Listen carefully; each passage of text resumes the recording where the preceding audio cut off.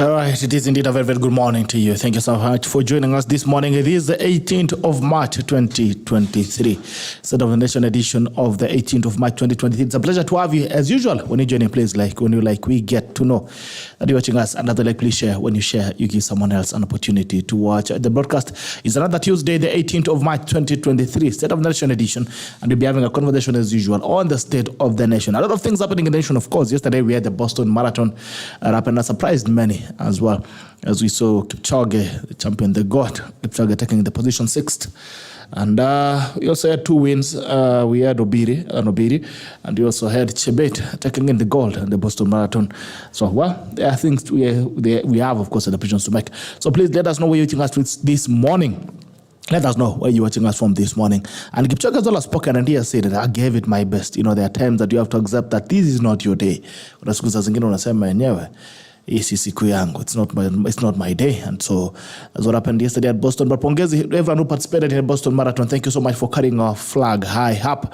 And also maybe when Kipchoge comes back, we want to understand why maybe he didn't do that well. Remember, of course, there was the Bali Marathon of 2021 where he said masikio kidogo kalikuwa kameshikana, kalikuwa kamezibana kidogo. But yeah, he's continued to give it our best. Thank you so much, Kipchoge, for always putting in your best, and every other person who participated yesterday. Pongezi sana Helen Obiri honoring the gold, and also Pongezi Chebet for winning. And I think someone else who had a bronze. Pongezi to everyone who participated in yesterday's Boston Marathon. It also coming back locally. Of course, there's a political marathon that has been happening, and it has been between Kenya Kwanza and Azimio. Kenya Kwanza has continued to maintain its stance on Maandamano. And it's saying that you either take Maandamano or you take the bipartisan talks. And Azimio are saying we'll keep Maandamano running even as we talk. But the government is saying no, you have to pick one. You can't eat your cake and have it.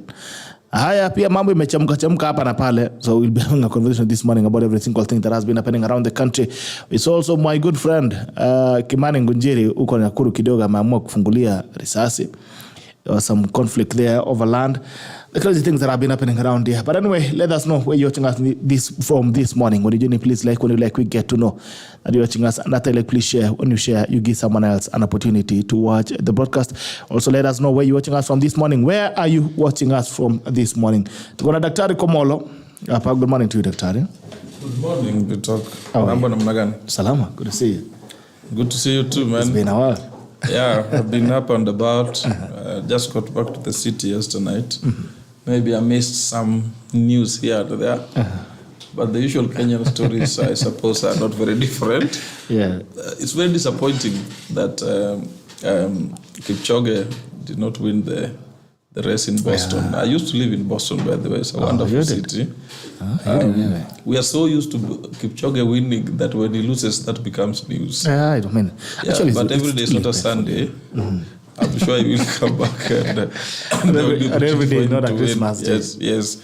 Sometimes you win, sometimes you lie. And I think he has already achieved what most of us, for Kenya, Kenya and Africa actually, what most of us may never achieve in our lifetime. We'll only dream about. So we need to celebrate him. And many other athletes who brand Kenya positively. You know, Kenya, we are used to a lot of negative news. And the only good brand we have is athletics and increasingly drama. And to some extent, civil society here and there. And I think our politics normally has a lot of unnecessarily negative narrative. Yet I think it's progressive in the sense that we're able to sustain political activity. We're able to disagree to agree. What most of our neighbors just dream of, actually. Yes. We can fight and agree peacefully. You see what's happening in Sudan?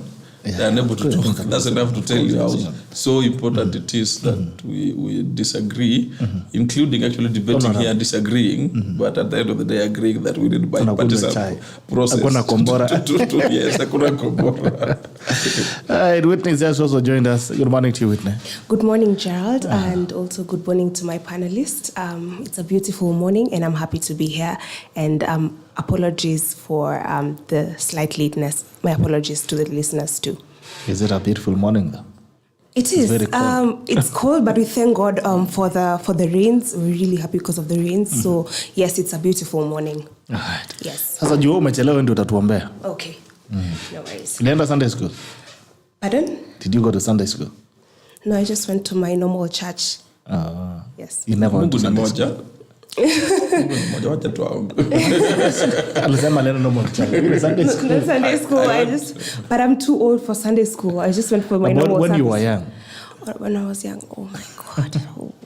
I think I she plead the went. fifth. I think she went. For some. I don't want to put my parents on the spot. She's not sure about it. Okay. To be fair, we were just changing locations a lot when we were younger, so we weren't able to get a stable church. But also here I when you change am. locations, you also change church. It's a bit of a tall order, but I'm here and I'm Christian, and the Lord is my savior. Hallelujah. Yes. Now take us mbele za Mungu. Okay. Uombe Komolo sana. Pardon? But you pray harder for Komolo, for Please, daktari. mimi ndio Komolo niombe. Does he have a prayer request? It's personal, but just pray. He'll tell me after. Just tell God whatever it is. Just tell God whatever it is that is in his heart. Okay. But me as bishop, I've asked you to really pray hard for him. Please, just take it before God. Okay. Let's bow down for a word of prayer. Lord Jesus, we come before you this morning, thanking you so much for the gift of life, oh my Father, Lord. And the fact that you're here this morning, oh my Jesus Christ, it's because of you and the journey mercies that you've granted us, oh my Father, Lord. God, we come before you this day as you're about to start this session, oh my good Jesus Christ. May you please lead this session, oh my Father, Lord. May you give us wisdom and knowledge, oh my Father, Lord, that surpasses all human understanding, oh my Jesus Christ. We want to pray for forgiveness of our sins, oh my Jesus Christ. And we also pray for the nation at large, oh my Father, Lord. And we also have a prayer request by Dr. Komolo, oh my Father, Lord. We put him before you, oh my Jesus Christ. May you give him strength and all the peace that he needs, oh my Jesus Christ. We want to pray for the families before us, oh my Jesus Christ. May you please be with all of us, oh my God. And we thank you, God, for Gerald and this show. In Jesus' name we pray, trusting and believing. Amen. But the prayer request for Komolo, he didn't need strength, he needs weakness. What? Okay. I think, can you please thank you. Can you please talk after the session? Yes, That's funny. Thank you so much for praying for us. Thank you so Asante much. sana. And especially for praying for Daktari. I want to say that he really needed that. You feel better now? Yes, I'm I actually fine. also do need prayers. Can he? But you prayed for me already. But now this case is serious. It's more serious than my problem. No, what about my problem? I think we all have problems in this nation, honestly. But if it's a special case, then it's fine. Yeah, you feeling better, Doctor? I feel better. I'm Our the first Lord has time meeting spoken to you. Whitney. And I believe she went to Sunday school. Yes. Yes, and you know, it's not common that you're prayed for. Although I guess she doesn't know why she's praying for me. Whitney, sometimes it's just good to pray for someone. Yeah. You know, We just met. yes, and you know the day is long. And Kenya has so many problems, gun dramas and all this. It's just good to pray for the stability of the country as well. You never know when you're going to meet a bullet when you're just walking around. Yes. Wait, did you just say gun violence? Yeah, we're going to discuss that shortly. Okay. I get where you're coming from. I was wondering, this is not the States, but I get where you're coming from now. Yeah. We might descend into that. All right. Thank you so much. Good to see you, Whitney. Karibu. Thank you We're so also waiting much. for Arnold Maliba. He said 5 minutes, but it's now how many minutes? The traffic Plus today is the time. unbearable. Yeah. Fikra is a mess. The police officers are. Maybe that's a story for another day. Polisi wamefanya makosa gani sasa? I feel like they don't allocate time proportionately. Like probably they'll give you like 10 minutes for the cars to go, then they like close the roads for like another 30 minutes. I don't think they make sense. I think the traffic lights should just be let to work by themselves, and police should remain in their stations. Do you agree with that? In nearly every industrialized country I've been to, you don't see traffic police on the road trying to control movement of vehicles. They only come in when there's an accident and when there's some kind of artificial jam. Because it is very easy to predict traffic. We know at this point there's a lot of inflow as opposed to outflow traffic. So the traffic system should be automatically set to allow an extra minute or two for inflow as opposed to outflow. And most drivers actually tend to observe traffic lights if they're predictable. I have seen here, just coming here, I've seen one lane being closed for close to 5 minutes and another being allowed to move. And you can see this artificial jam across the other 3 or so lanes. So it is true to some extent. Again, Kenyans, we don't want to admit. Part of the reason is that police still want to be there is because they get something from it. Yeah. But also Kenyans are extremely indisciplined. Every single morning, I take a morning interview, you'll either see a Kenyan driving over a pavement, you'll see a Kenyan driving through lights. I mean, there's a way you see a Kenyan overlapping. I think also it's just 2% personal discipline. 2% or so. No, 2%. And 60. no, most of our motorists are very responsible people. Of course, it's also fueled by responsible politicians, particularly once they get to the executive, come with sirens all over. But it is what it is. Power is still very vertical here. When somebody becomes a CS, even if we were with him here on Bitok show, they now think they are above very Komolo and Arnold and they should have a siren and all that. I think that's a psychological thing and a system thing we'll need to deal with long term. All right. Good morning to you, Arnold. Morning. Aje. Mama kupeana ngumi ni mbwekse. Uko aje? Niko salama, how are you? Sina maneno. Yeah. Mimi ndio maneno Bishop atatoa maneno. Well, Bishop uko na maneno mingi because wameongea na Mungu. Wako na habari zake. So, sisi wanadamu, we mortals can actually just listen sometimes. You know? Sunday ndio sasa kuanzia Friday kesha. Okay. Mpaka Sunday. Ndio Bishop tunakuwa na maneno. Lakini saa hii maneno ni yenu. Yawa? Yes, I'm fine. Yeah. Okay. I don't know where Komolo was. I was trying to just loop in, find where you You're talking about traffic and the misdemeanor of port police and Kenyans. And for me, I stand for the police. Whitney does and Komolo seem to have a different opinion, but I think Kenyans misbehave too much on the roads. Well, you would only say Kenyans misbehave too much. In that line, or rather that train of thought, if you assumed that the police then come from heaven or another country as well, because they are also extracted from the same population. Kenyans who are not police. But then I think it's systemic in that there's nothing. There are sections of town where you don't need a police officer, specifically within the CBD. If the lights are predictable, you've traveled across the world and you realize that as long as it works well, no one has got a problem keeping. I've seen people late at night where there's no traffic actually waiting for the lights to work around.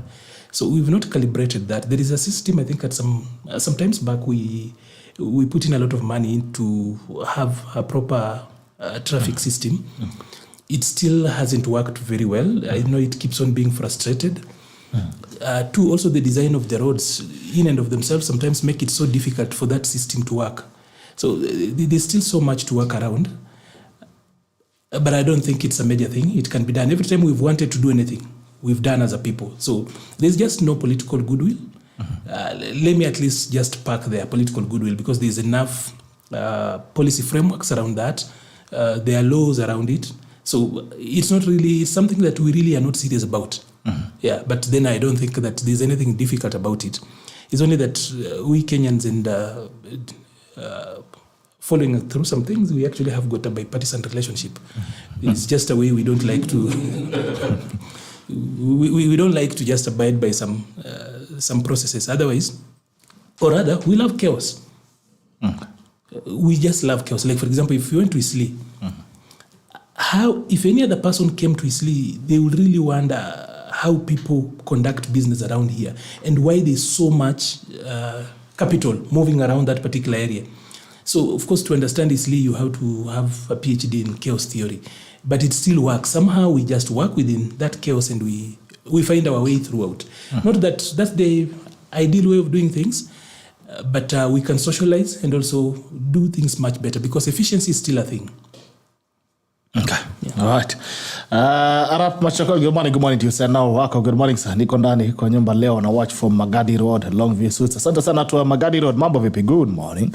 Munga Lito continue from Convent United Kingdom. Good morning to my brother. Good to see you. Years on end. Thank you so much.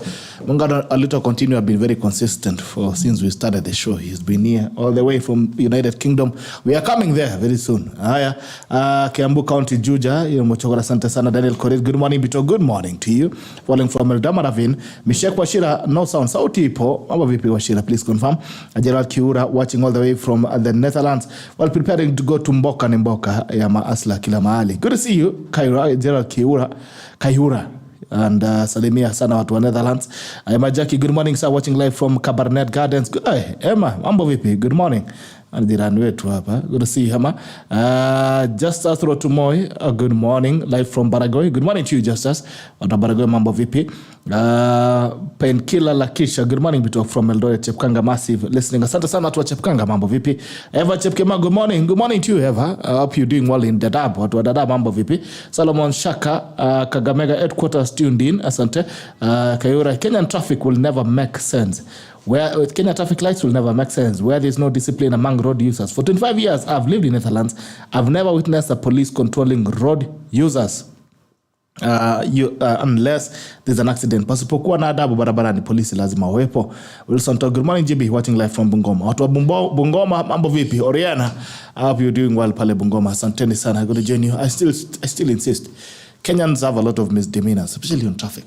Tabia mbaya mingi sana. I see it every single time, every single day. Either anapanda pavement, overlap, anaruka mataa, ametoa mkono anapiga gari ya mwenzake huku na mkono huku nje, mtu wa matatu amekuja amekufungia mbele.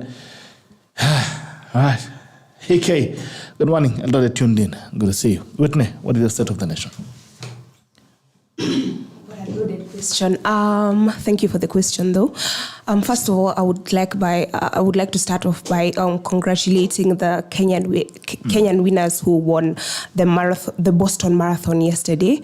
That was Helen Obiri and Evans Chebet. A big congratulations to them. And I think in sports, that's the only time Kenyans are patriotic and we show our national unity. So I would like to congratulate them. The state of the nation. Okay.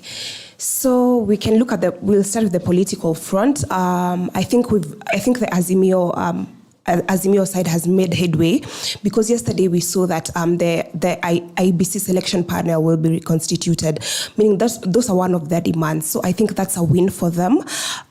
It will be in parliament, and there will be a committee for 14-member committee, 7 from Azimio, 7 from the Kenya Kwanza side. So I think that's a good step in the right direction. And okay. So for also in the political end, we also saw something a bit disturbing.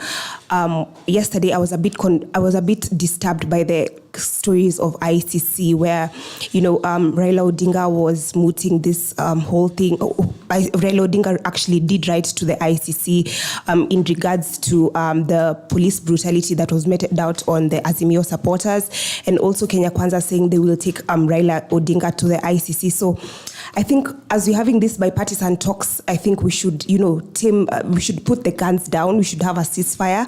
I think there's still a lot of mistrust in the political scene. So that's the state of politics, state of the economy.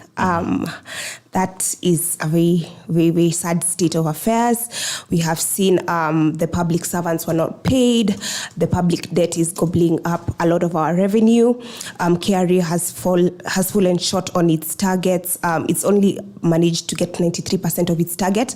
It's not like a terrible situation, but it could have been better. So I think, and also we see inflation still going up. The cost of living is still yet to be addressed. We saw yesterday Kenya Kwanza bloggers and also the State House spokesperson say that the price of unga has come down. I went to my retail outlets in my neighborhood. I did not see the unga that was retailing for 150 shillings. Mind you, I literally rushed there. So I do not know what government intervention is there, or is it like a marketing strategy for one brand? So I think that's such a loaded question, but we'll delve more into it as the show continues. Dr. What's the state of the nation? Thanks, Bitok. Several positive things happening in Kenya. Yesterday, Chief Justice Martha Koome launched a judiciary-led mentorship program for young lawyers. When I became an advocate just over 10 years ago, we were just 7,000. And there were only 10 years ago. Yeah, and there were only 12 years to be precise, and there were only 2 law schools, Moi and Nairobi. When I started teaching at the university just over 8 years ago, there were about 10. Now I think there are about 16 law schools. and producing in excess of about 2,000 advocates a year, majority of whom struggle to get jobs, just like you heard stories of doctors. 4,000 doctors are unemployed. For lawyers, it's worse because the economy for lawyers is not as broad as many people imagine. Of course, people tend to associate with the successful lawyers, those who make noise around, and ignore the substantial majority who do not even have mentors. So I applaud the judiciary for that. As far as I'm concerned, Kenya is on a positive track. All you need to do is to look around our neighbors to know that we have a broader political space. And human rights come ahead of economy. Normally, you're better off being able to talk as you look for food than dying without food and you're unable to talk. So we are doing much better. The political engagement by the government and the opposition itself is a sign of magnanimity. Sorry. A realization that no one can rule Kenya on their own, and that we need to have a system where there is both formal and informal talks. I won't go into the substance of the talks because I wait for them to unravel. But from where I stand, it is clear to me that talks need to go deeper than IEBC, in the sense that you cannot have a country where every election goes to a panel of 7 judges and you expect some kind of settlement or for an inherently political question. So I think it's a broader structural thing. I think referring to a Kofi Annan kind of led process misrepresents the facts. It unnecessarily makes the entire thing explosive. The bigger point is structurally looking at whether devolution is working, structurally looking at whether we need another layer of devolution. I've actually been doing some private studies, and if they invite me, I will give them my opinion as an expert, because the president has indicated that he wants CDF entrenched in the constitution. That is unconstitutional because it interferes with checks and balances. But it shows something more important. The president appreciates that there's need for another layer of devolution that does complementary work to what the national government is doing. And I've been studying several jurisdictions. At the right time, I'll share them with you here. We could actually have a third layer, but at ward level and with a specific mandate. And by the way, that will help us solve a lot of clan wars in constituencies, because wards tend to be, for lack of a better word, monolithic in terms of people from the same clan and things like that, except of course for urban constituencies. So several positive things. Obviously, the biggest challenge that I think this government is missing is tackling the elephant in the room, which is corruption in public sector in Kenya. The question of public debt could be linked actually to corruption in terms of efficient use of public resources. And no less than David D has talked about wastage in public sector. So many things. But we are on the right track.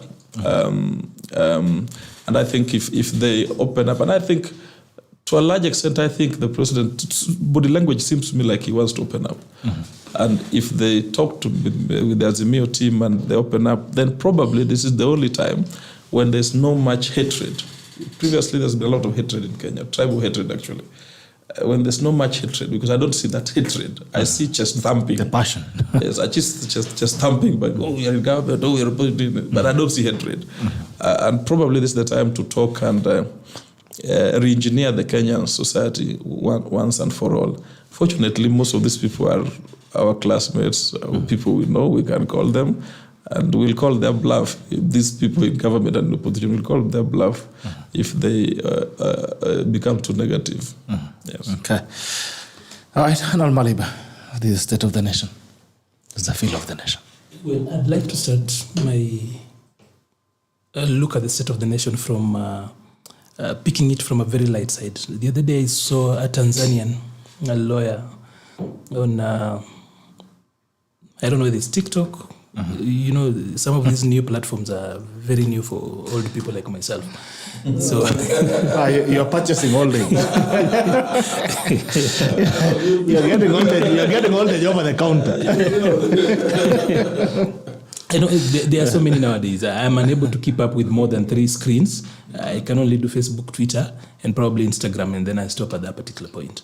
So I saw a clip of a lawyer talking about he had a plate of food, and he was talking about how the cost of food in Kenya is so expensive, and that in Kenya you can only afford, it wasn't any miraculous food for myself who's worked in the region, worked in their country, worked in DRC, worked in Somalia, so I know how it looks like. And he was talking about only governors and senators. Of course, it was a mock video, and he was talking about us talking a lot of English, and now we can't even feed ourselves. Tanzania talking English?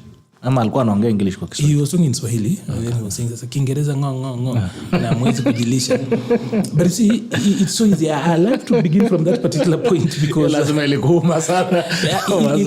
Because I have worked in this region. Literally, there's no country in this region that I've not really spent at least 2-3 years working there. Okay. And I will start from this particular point that, there are two things to read from that. It's easy for a Tanzanian to tell Kenyans how they are mismanaging their country, but they cannot tell their own country or their own leadership. It's so easy for Tanzanians to be so loud about Kenyan issues, but they speak in low tones when it comes to their own issues. That tells you about what democracy can do. Democracy can be noisy, but it has got a lot of benefits. Democracy is very, very noisy. And when you see the noise around here, our neighbors who are not used to these things. When I was young, there was a joke for those of us who came from Mathare that kama hujazoea kukula chips, kuila unakula chips mdomo inafura. So when these guys look at the noises around here, sometimes they think that things are falling apart. But for those of us who've grown here, we know that this is actually just the salt of democracy. This is the spice that makes our democracy quite effective. So wanafikira ni vurugu. For them, they think things, and even if we talk about the cost of living here being high, the truth is that it's not so much far apart from where it was last year or the other year. But then we still demand better for ourselves. At least we have got that, not only latitude, but even the right to ask better for ourselves. And for them, they are coming from a place where you only have to praise the system of the day. So they don't know these things. So for the Kenyans who are watching out there, we've worked in those spaces, and it's not as flowery as they tell you. Sometimes, like Doc said here, human rights supersede everything else. We are first of all human before any other thing. We were human. Government found us here. Or rather, we made government for ourselves. We brought systems for ourselves. There were things that we saw in being human first before we brought in all these other things. So, but that then there's a flip on the other side that is important to actually remind people that Kenya has not always been on top. If you care to read your history, you'll realize that a lot of our grandfathers, even dads, were working in Uganda at some point. A lot of the people who've been teaching in these colleges where we've gone are people who went to college in Uganda and Tanzania. We didn't have our own things. It's important to remind Kenyans that we decided as a people that we will not be going to foreign countries and slaving there. I know of my grandfather, for example, my maternal grandfather, who walked on foot on the day Amin decided that he didn't want Kenyans in Uganda. And people were stripped naked. Indians, for example, some of them had to kill their children and hide money in the children's bodies so that you can move with money across and come to Kenya. It wasn't so easy. So we've done well for ourselves, and the only thing we have as a country is us, the people. Because if you compared our land with our neighbors, you will realize that apart from Somalia, probably we don't have so much underground. When I was growing up, our land was 16% arable. Now, as we speak, because of overuse of urea, we have got about slightly above 8% of land that is arable. We're talking about, so we are still very much agricultural, or rather rain-fed agriculture. If you look at our friends in the south who are making a lot of noise, a lot of that land looks like, just apart from, once you've gone past Arusha, the other part looks like Kitale, for example. If you were to go to Uganda, for example, you don't need even to till seriously. Unachoma, unafieka, unapanda na inamea. Try that even in Eldoret and tell me if you will bring up anything. You will not harvest anything. So what we have as a people, as in what we have as a country, is the people. Kenya's greatest resource is the people. And a lot of times, there's nothing we can offer the world except ourselves. We are the burnt offerings. We offered to ourselves. We burned up ourselves to actually build this particular country. So in all the noises you see, how we engage, sometimes it's noisy and everything else, it's important for people to always remember that we made what we have. It didn't happen. Unfortunately, a lot of where we are today is outside, or rather comes out of individual people who put themselves out there and so little about official policy. There has been times where we've seen actually change, where leadership will come in, like during Kibaki's time. We saw a little bit of policy, of course, impacting on the lives of the people. But we are where we are today because we, the people, wake up every morning chasing excellence. It doesn't matter whether you're coming from Kibra, you're coming from Karen. All of us in the morning, we wake up. The industry that actually drives our moves is where we are today. Why did I take time to actually go over that? It's just to remind us that even as we look at politics, we should never forget who we are as a people, the context in which we exist in here. Because literally everybody, of course, Museveni laughs at us and says, the rivalry in East Africa is a competition between dwarfs, or rather amongst dwarfs. So Kenya is the taller dwarf and everybody else wants to be taller than this particular dwarf. But we're all dwarfs. But still, of course, looking at it globally, it's good to actually look at things at a local way. As in, you think globally and still act locally. Is that in all this, even as you support your favorite political line, even as you support whatever side you pick, do not forget that Kenya is where it is because people like you have always woken up in the morning for the last 50 years, every morning to work, send themselves to school. And people have actually denied Moi one thing. Have you realized how Kenyans, if you've gone across the world, if you actually, you'll realize that Kenyans are literally in every sector. And that is the only thing you can actually credit with President Moi. Of course, he was creating a lot of human resource for other people because he didn't want learned people giving him problems here. So he was creating manpower for other people. But then at least that particular government has got something to eat. So where are we? Bipartisanship. Of course, the noises you've seen around and people saying, okay, we will be talking as we demonstrate and everything else. That is just bargaining. The back channel is actually very open. Very, very open. Which back channel? The back channel, politicians talk. The good thing about politics is that they talk. While you are burning your neighbor's little shack, the politicians are calling each other and they are chatting on WhatsApp. So the back channel is open. At least there is a level, there's been a leveling up of expectations, and there is also a management of expectations. Like what is happening at the moment is Azimio managing expectations of its supporters, so that we didn't just give in. At least they stepped back on the IEBC selection panel. We've asked for a parliamentary process, which initially in their statement they accepted, and they said they would be supported by experts, which is a good process. But then my argument still remains this, that we must also give ourselves systems and allow those systems to work. But Arnold, are you saying there are negotiations that are going behind the veil? Yes. At least I know. And these things, the problem is that even if you know, sometimes people will ask, who is Arnold? When I was still a journalist, during the post-election violence, I was still a cab reporter. So some pastor did a very good statement, told people to go back home and not burn stuff. But then when I sent it to my editor, the editor said, now, when we are reporting this news, whom shall we say Muvengei is? Who is he? So sometimes even saying the truth comes with authority. So the back channel is open. The government and Azimio's leadership are actually talking. There's a little bit, of course, of hardliners within Azimio who really want more. And for politics, it's about bargaining. This is what politics is. This is the sweetness of politics. That if somebody gives you a mile and you can actually, all of us have been young and you guys have gone to college. You remember, watu wakitisha kidogo hivi inakuwaga kuangalia kama kuna matunda inaweza anguka kutoka kwa hii mti. So people are just shaking the tree to see if there are some dividends that can actually come out of pushing. So I know that is what Azimio is doing. That is their way of bargaining. That, all wars have always been solved in boardrooms. Bar for the Second World War, where, of course, then you will support Edward Luttwak's paper when he talks about giving war a chance. That war in itself has got a virtue, but in this particular element, you cannot give war a chance here. Okay. At least none of us want to allow war a chance because you do not predict its end. So I think that is moving on very well. I've already spoken about democracy. This deepens our democracy. I still have got problems with us giving ourselves systems and then we turn them into suggestions.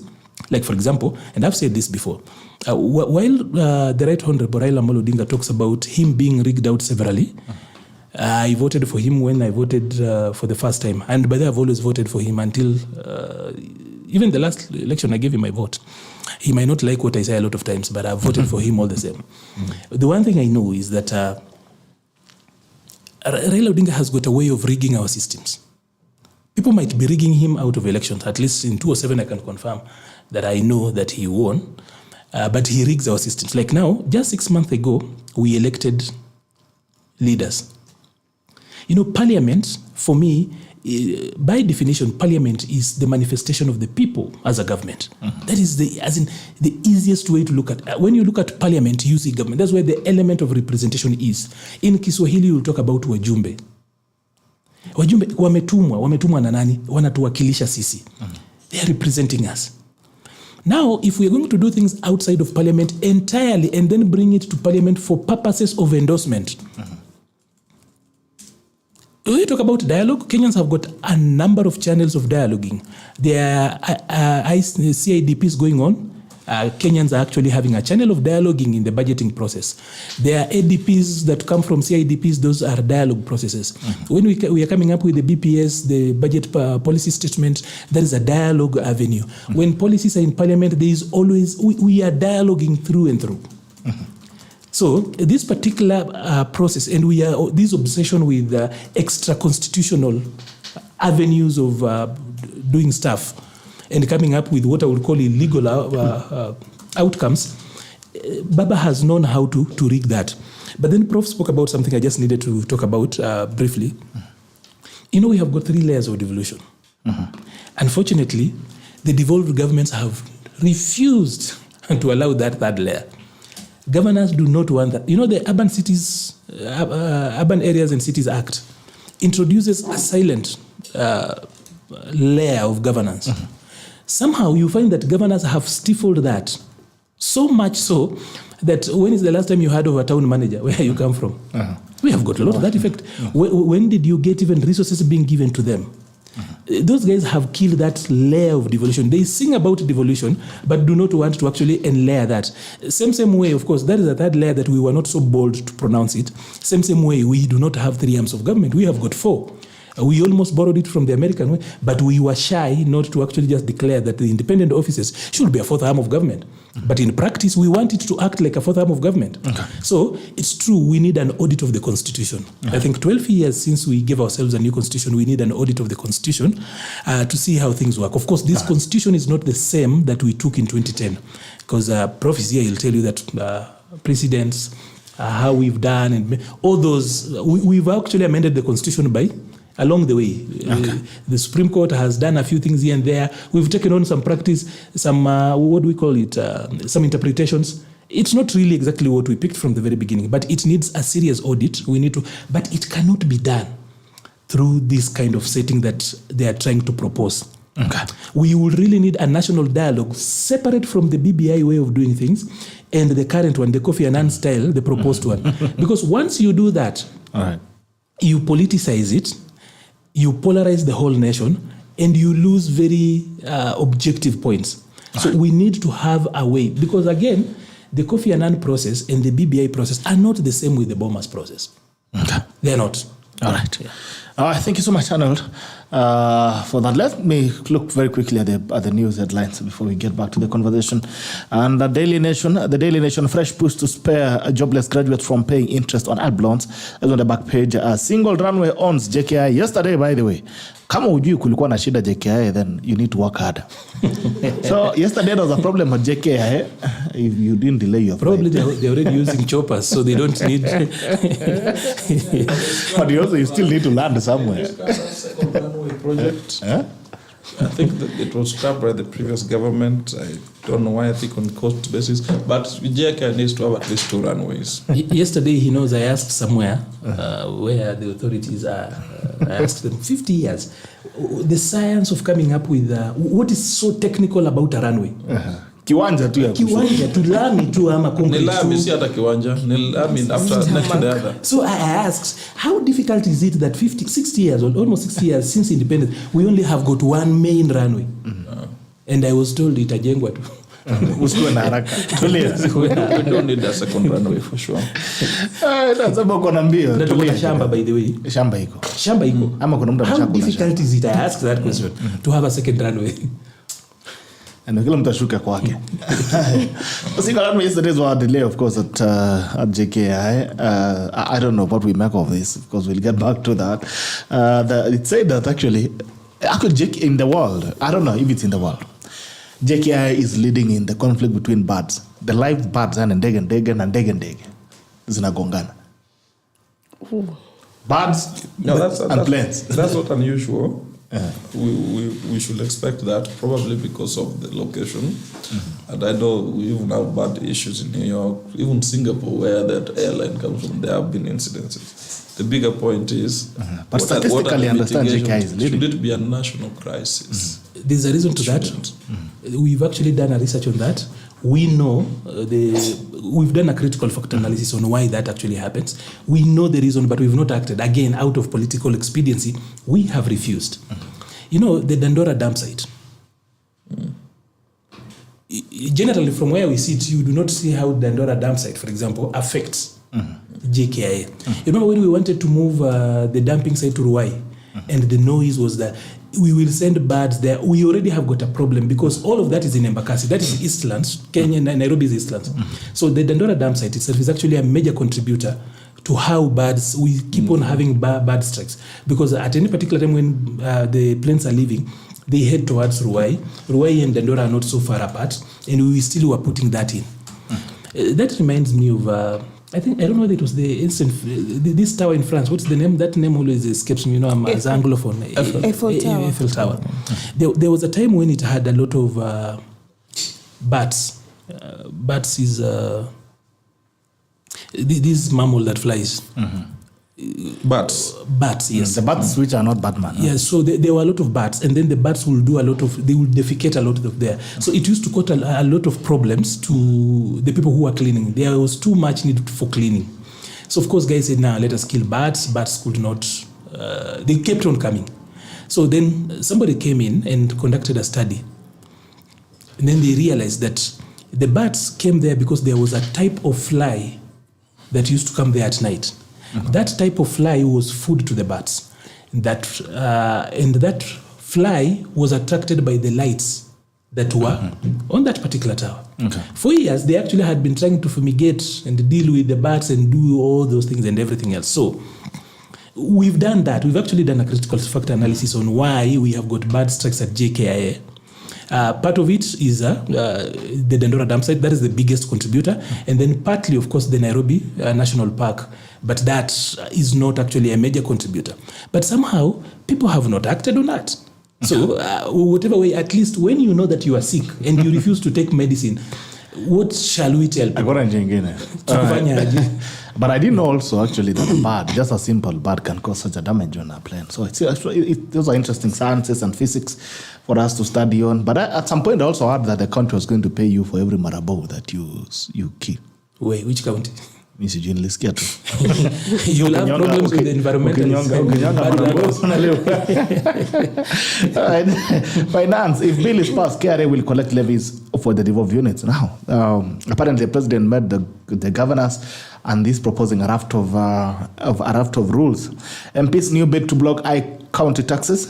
That's a proposed law before the National Assembly is seeking to control runaway county taxes by requiring the National Treasury to oversee and block exorbitant levies that undermine cross-county trade as well as national economic policies. But the bill has already drawn mixed reactions from governors and senators. And actually, most of the guys are speaking here saying that it's a threat to devolution, that it is an affront against the progress of devolution and devolved governments. Wadiba's honorable Love as MPs to get married for the first time. Love is in there in Kenya's parliament. Madhira MP Eric Wamobe is said to tie the knot with Murang'a women, Rep. Betty Maina. Wow, interesting. 2 parliamentarians. Nataka kufanya ile kitu. Probe, Kiraitu linked to IPP in costly power. Probe, former energy minister Kiraitu Murungi and 2 ex-PSs Patrick Nyoike and Joseph Njoroge linked to one of the IPPS MPs are blaming for high electricity prices. Oh, wow, okay. Rambes to collateral, the big headache of hospital bills. From fundraising through mobile money, pay bill numbers and social media platforms such as WhatsApp, to surrendering assets as collateral to medical service providers. Kenyans are facing tough times as medical bills continue to rise sharply. By the way, you're just one disease away from poverty. As a Kenyan, kaugonjwa moja tu kwa kidogo, wewe ni maskini. Inside KCC chemistry and paper 1 physics papers answered. Okay, powering SMB's interest in air, but at Special College. Boston Marathon, Chebet Obiri ruled the state's women's champion Olen Obiri and the winner of the men's race, Evans Chebet, part of Kenya, celebrated at the finish line yesterday after thumping in the 127th Boston Marathon in Boston, Massachusetts. Obiri won a first major marathon race while Chebet retained the title he won last year. Favorite Eliud Kipchoge struggled to finish 6th in the men's race. Interesting. I want to meet Eliud when he comes back. I want to know what exactly happened. Kulienda haja hapo Boston. Okay. Looking in at the Standard. Sava politics, the big gamble for Raila. Electoral justice. But Raila amesema pia wale watu wamerudi kuja kusafisha rada. Anasema wale watu wa kina Kamago wamerudi kuja kusafisha Savas. Venezuelans. Yeah, I love this country. There's never a shortage of narrative. Electoral justice, the opposition leader staked its political career on the latest negotiations with the government with a demand on opening the IBC servers to authenticate who won the 2022 presidential election. Experts, however, say even in the contents of the server show otherwise, there is no overturning of the results. Okay. Lance Yea's in gun drama over Avaneka. That's Ngunjiri. So story Ngunjiri, this is very special. So Ngunjiri goes with a tractor. 6 a.m. Amefika kwa shamba. Zamanda kulima. Mama anakuja anasema shamba ni yangu, ng'ombe ziko hapo. Ngunjiri anasema mimi toa ng'ombe lazima nilime. So kidogo anapigana hapo, tata risasi inagonga jirani alikuwa anapita akienda shughuli zake. Na mama amegongwa kidogo. Wanakimbia hospitali wanapata Ngunjiri, yeye ndiye ameenda kuripoti amepigwa, ako na plaster. But from that Ngunjiri issue, have you realized that it's easy to say that I was targeted and I was shot at 7 times? But the real people who have handled kinetics will tell you 2 shots, ona hata ilishika mpaka jirani. But somehow hapo unasikia politicians I was shot at so many times and hizo vitu zingine zote. Yet in normal confrontation, even the police will tell you, and that's how they've been telling young people who try to play around with these are not video games. Every time you get to kinetics it gets bad. When Ngunjiri ameenda ameripota amesema amepigwa, amewekwa plaster mkono, mama anaadmitiwa, ule jamaa anaadmitiwa, Ngunjiri anarudi kwa shamba. The bigger thing actually is not Ngunjiri per person. Ngunjiri the public officer. I assume he knows the procedure, at least as lawyers who can advise him the procedure to follow when disputing land. It's very bad. Actually, image. the case is in court. Yes, it's an active case. It's a very bad image for him as a public officer, and this is the 2nd or 3rd time I'm reading stories about Ngunjiri gun drama. To then be going to people's houses in the morning, trying to literally use his power to evict them because we are not all gun owners, and in the process shooting that helpless lady. You know, every day we read all these stories from the US about gun violence. And in the past 1 month or so, now I know of 2 licensed gun holders. One of them apparently was intoxicated just here. Yeah, Adam Saked, a young man working in parliament, who for some reason fired his gun and it ended up on the wrong person somewhere here. Wow. So you are getting a situation where licensing guns here is also becoming a national catastrophe because of recklessness amongst gun owners. Yes. And the right to be licensed as a gun holder is not unmitigated right. It's not something you should just have. So I think it's a big conversation we need to have whether this business of licensing people to have guns outside the police is something we want to continue with, particularly when public officials, and the 2 people I'm talking about are public officials, are openly abusing them when they know there are alternative channels for airing their grievances. So it's not something to just take lightly. In any other country, a country that is self-respecting, forget about Tanzanians and Ugandans laughing at us, let them continue. These 2 people would have left office by now. Okay. Yes, I'm actually waiting to see what the president will say. I'm actually waiting to see what the president will say. Don't expect much. You know how Kenya works. It is us to tell them that, okay, we can't take this any longer. Believe me, even in the US, this guy would have resigned. Yes. There's a limit to what you can do as a public officer. And of course, Eric Komolo can't talk much because I'm a private citizen running my own law firm and of course teaching their kids. But when you are drawing your money from public office, particularly high office like cars, which are still considered unconstitutional, then I think we demand more responsibility. Okay. Whitney, what are your thoughts on actually the misdemeanor of politicians? Of course, that's not the only one. There are other news that we cannot talk about here. But the misdemeanor is just a general misdemeanor. Oh, yes, the social media. General misdemeanor of political If you're enough, we will have talked about it. It's a family So long as show. we don't break. It's a family show. We won't get into that. It's too early. I mean, when we were talking the other day about Schools are closing today. you know, this is the problem we have in Kenya. The other day there was a very big debate, and I wrote an article about LGBTQ plus people, and I wrote from a very constitutional legal perspective, and I was admonished, oh, you're bringing Ushoga, I was purely analyzing the Supreme Court decision. Now an entire public official takes it an extra mile. Earlier you don't want to talk about it. I'd be surprised if they didn't call you either a sympathizer or a practitioner.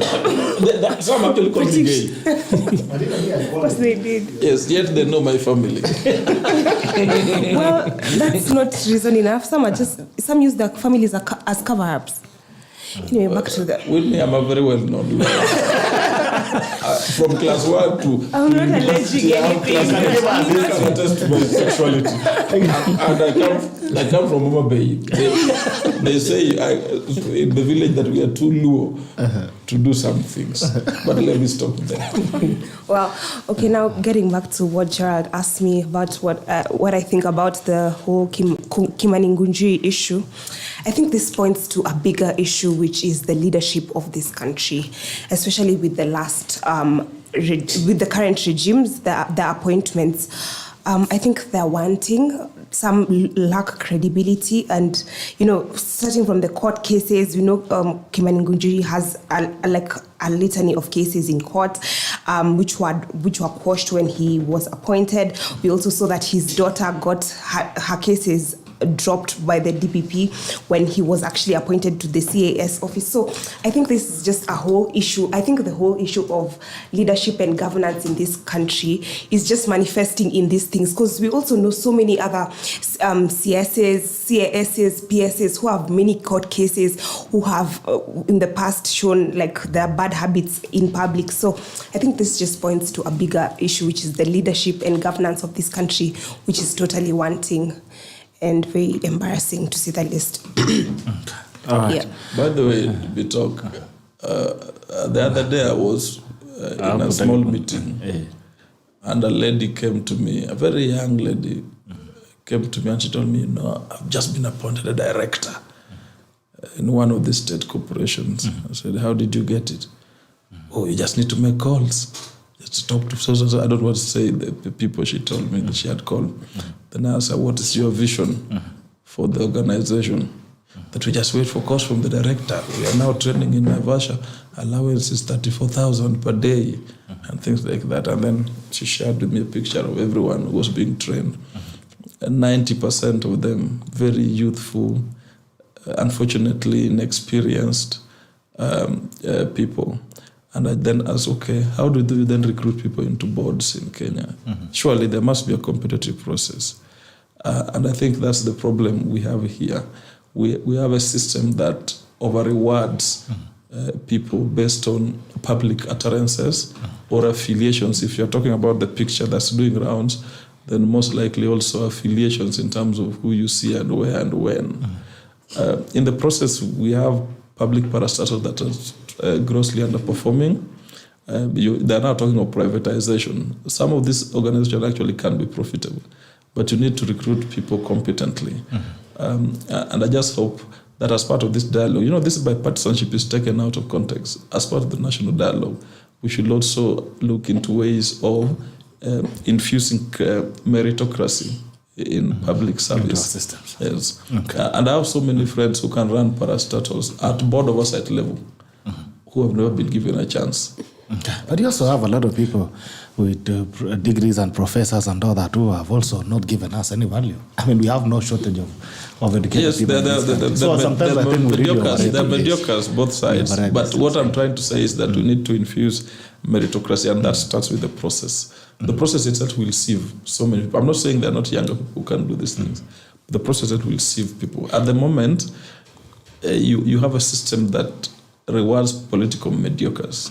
Okay. And that is the result is you get things like this. So how is You remember Bujiri Pilates? going? Is he cast for land? Yeah, for land. Yes.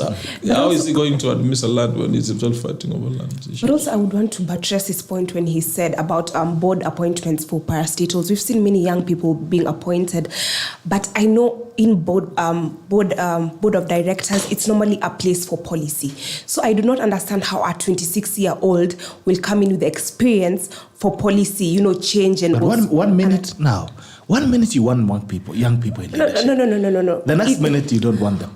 First of all, no. It also depends on the place where you're being placed. Okay. Yeah, so you can't place a young person like me in the board. I have zero experience. I do not know much about policy or probably like Kenya Ports Authority or anything like that. You should get people who are experienced, who can, drive the policy, because that's what my view is that do. you can place her, but you mix her with very experienced people to mentor her.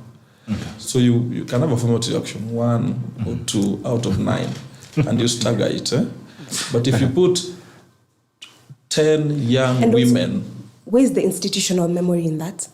Yes, and you sack everyone. Arnold, what do you think? Anyway, let me begin with this. I think it's Plato. I don't know whether it's Plato. Yes, Plato. It's Plato, yes, who said that if we don't... one of the penalties of refusing to participate in politics is that you end up being governed by your inferior. But how do you define it? You voted, Arnold. Participation, voting goes beyond just participation. Because you see, one of the problem we have is that I will sit in my office in Westlands, do a lot of technical stuff and everything else, and allow Ngunjiri and Aisha Juma and everybody else to do the hard fighting in the mud, and expect that once it's actually been done, then they will actually call me and say, okay, you look like you know these things, we know what you do and everything else. One of the things I actually we need to encourage people is that a lot of professionals can actually add value. And we have seen those who actually joined politics and actually added value. The other thing also is that politics should be treated as a profession. Turning politics into a retirement scheme is one of the reasons why we have got these problems. Where Doc here excels in his field, does everything there is on that particular end, and then, okay, I have money, I have got a name, I have done everything that is within my area. Now, what else is left? So out of self-actualization, a number of those guys show up on the political scene because they've done everything. So we need to also turn politics into a proper profession. People do not want to... Arnold does not have lost election twice. I'm not even talking about Doc. I'm not talking about Doc here. I'm actually talking about the bigger group. Do you know one of the reasons why Kibaki performed so well? Where did Kibaki work other than working in Makerere shortly and then being the CEO of KANU? That guy worked in politics to the level that he knew our politics so well that he is a professional politician. Didn't he deliver? He delivered. He became the youngest CEO, KANU CEO then. He was brought in actually to buttress Jaramogi, because at that particular time Jaramogi was having issues. So somebody identified that young man. He was supposed to be an advisor to Jaramogi. Jaramogi looked at this young man and thought probably he made much more sense being the party boss. So Kibaki delivered because he was a professional politician.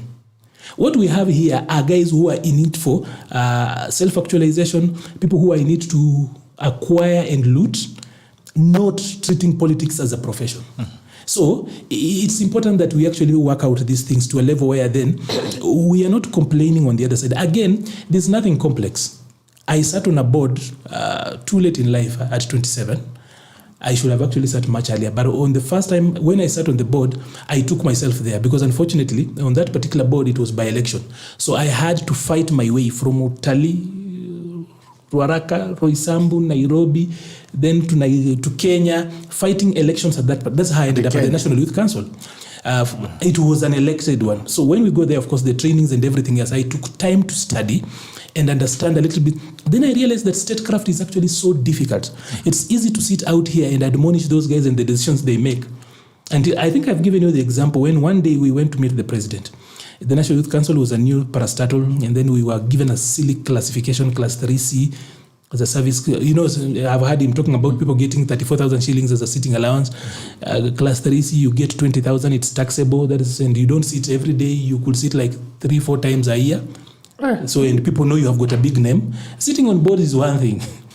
Being given those names is another. But I can tell you on those boards, there's a lot of nothing. But then serious work. And then the Auditor General always looks at you as the first people when the secretariat, or rather the management, messes up. So it's not a difficult thing. Not so difficult, but then there is a good mix of mentorship. I have benefited from mentorship in that when I started the youth politics, I started it late in life. At 26 is when I started youth politics seriously. I had only been interested in college politics and then church politics, but now proper mainstream one. I started them at 26. When I came in, I realized that there were formations and people already existed. They spoke things, basic stuff today when I look at them, but they sounded like a Greek or some science up there. We didn't have guys to mentor us. That is why we did some very dangerous things. I remember I had done things. Nowadays, when people see me doing commentary, people think probably I'm just some soft kid. I think I have myself, Benson Musungu, and other people are the people who held Raila until he got angry outside of his office as Prime Minister. He wasn't so happy. We didn't treat him as the enigma people. We were young and reckless. I think I'm the only person who has ever taken people to State House and we succeeded. We lied to visit or to do? No, for a demonstration, and we go to get A. Okay. I wouldn't advise anyone to do that. So over time, so after we had done so many things, a guy called Cyprian Nyamamu reached out to me on Facebook and said, I don't know you, I've seen you on TV, I have read news, and whatever you are doing, these people will kill you. I want to actually help you so that you can actually excel on the street and also excel in the boardroom. So Cyprian took me by force. I didn't even know Cyprian, and I had only read him. Unaona ile wanaharakati wale umesoma. He told me, I have seen you on Citizen, I have seen you in news, I have read and seen what you are doing. These people will kill you if you continue being this reckless. He told me there is a mix of force and diplomacy. That's how he picked me up, and then of course started helping me to understand how to be tactful, not just to use brain. Like on the day when we went to State House, we went to Central Police and told a guy called Crop Lipa, he was the OCS then, told him, these guys wamekula pesa ya youth. We had our own issue, we wanted to go to State House, but then we knew how to go about these issues. Tunataka kwenda kuona PLO Lumumba as the director. Yes. We'd already done our survey around State House and everything else. So we knew to tukienda pale, and just three of us knew, myself, Isa, and the former leader of majority in Nairobi called Thuo. So we planned all the other guys. Tukasema tunapeleka wapi petition yetu wapi? EACC. But we knew tukitoka EACC tutatumia State House Avenue. So no one among the people who knew didn't know. So tukaenda pale tukaongea. Even the police gave us escort mpaka EACC. So when we were coming, we knew that if we talked to the people we had, it was so easy. Hawa watu wanatusumbua ama tuende State House. And every young person said, yes, tuende, because young people have anyone who's daring. We knew we would be stopped by the time we get to the Ethiopian embassy. Unfortunately, I think our work had been so well that no one expected us to be that stupid, or rather to be that daring. So we went up. But then at least we told guys, kikiumana, just get into any compound. So we go to the Ethiopian embassy, no one, nothing. But then we had somebody in town, we had a number of scouts, guys around Kenya Avenue, around about. So he just told me that the FTS, those lorries, the police, the FTS are actually driving on the wrong side of town. There are a lot of sirens. You guys need to be careful. But we say, now we are already too late. So when we got to Gate A, we got 4 men, G4 GSU officers, already spread out. Wamejipatia space. And then I told guys, okay, nyinyi simameni hapa. We stood away like 70 meters away. And then we said, sisi hatujakuja vita. Tuko na petition na nataka kupatia price. Because wanatusumbua kotini, wanatusumbua kila pahali penye tunaenda, hawatusikizi. We just want a civilian. We don't want you guys. Just call us a civilian, tumpatie nini? Petition yetu. Asema, ni hiyo tu peke yake? Kwambia, yeah. But we had already breached what any other person. Because after that, the OCPD in Kilimani was sent away. After that, there was heavy changes. But I will tell you this, after we had done everything, when we started moving back, I have never seen so many dogs in my life. Niliona mvua ya umbwa. As in there were so many dogs and red berets literally everywhere. So ulikuwa unakimbia processional way, unapata lori imesimama hivi, imefungua mlango hivi. So unakimbia ukiingia ndani. Ukienda sasa ile side nyingine for everyone.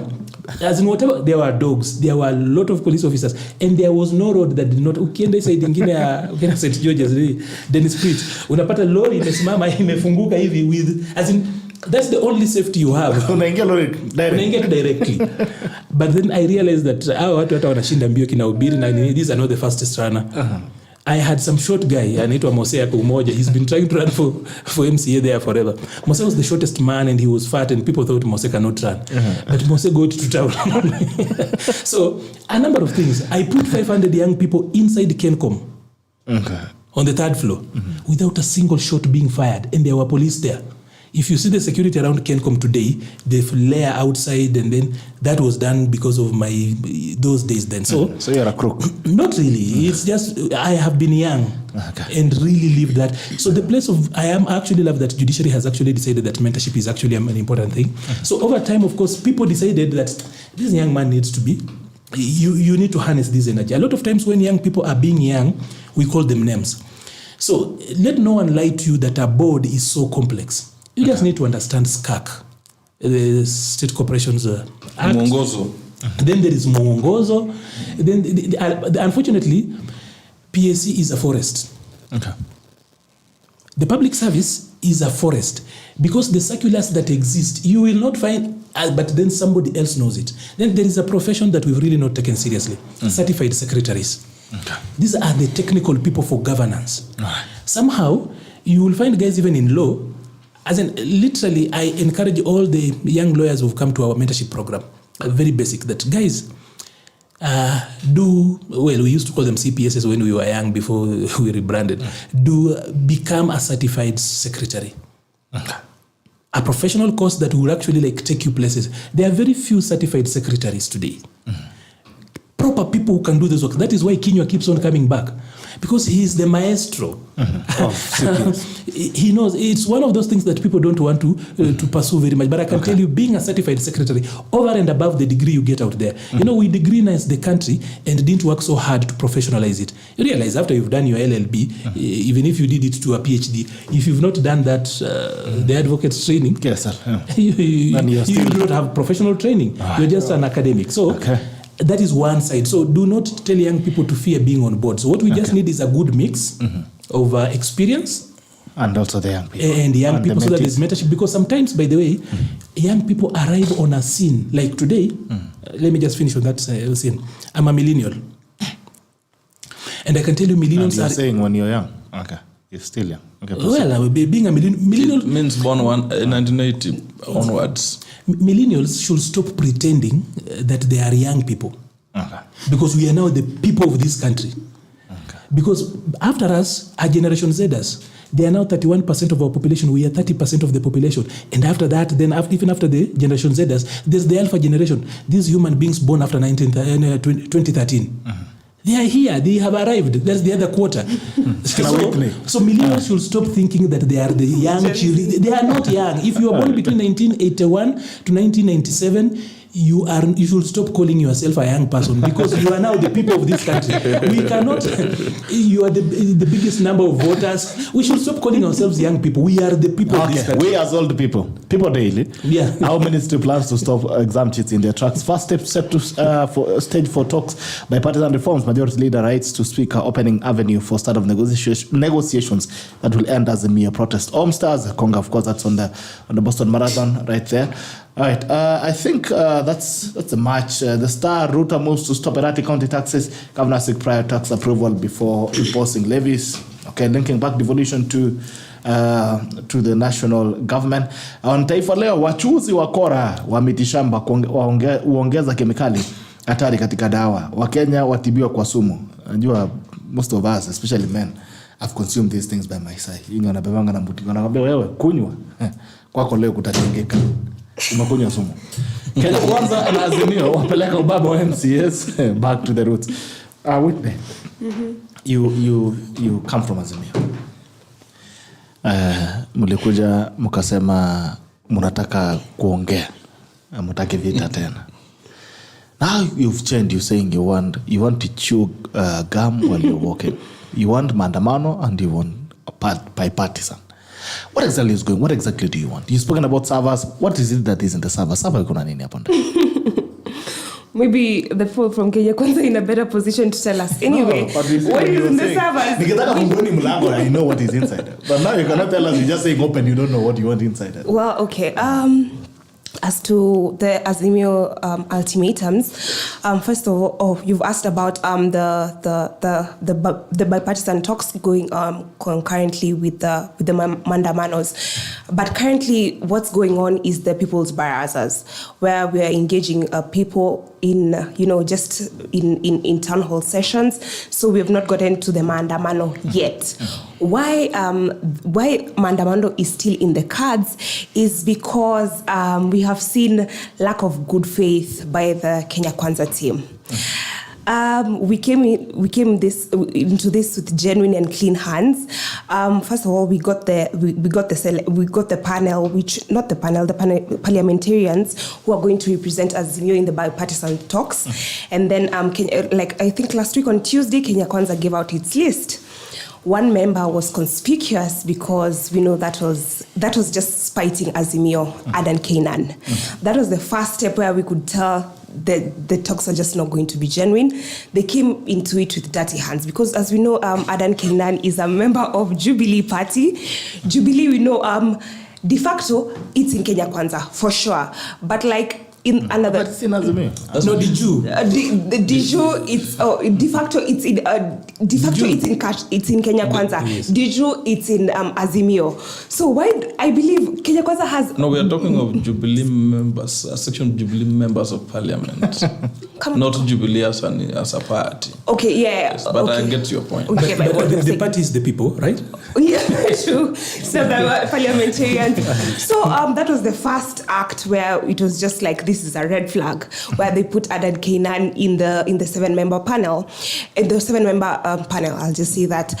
Secondly, we've also seen continued talks by the majority leader of the National Assembly, of the Senate, saying they're only going to engage in one thing and one thing only. And we know Azimio ultimatums are quite a number. So when they just navel gaze to one thing, which is the IEBC selection panel, which will be reconstituted, I believe, in 90 days, we're asking, what about the other ultimatums that we have, right? Because they're also coming out guns blazing that they will not engage us on any other thing. So that's why we're saying we are very open to the mandamanos. Right now, it's the town hall sessions, but this is a precursor to the mandamano, meaning if they don't yield any fruits, it's just simple as going back to the people, because we've seen there's one thing which we've gained, which is the IBC selection panel. So if they want to provoke us again to to go to the people and demand for low cost of living, Gerald, how many times have I reiterated that on this show? I think I'll just start. But I think that's just a cover. Gerald, how do you know? My question is, how do you know what's in our hearts? How do you know? Really, how do you know what's in our hearts? The thing Especially the stomach.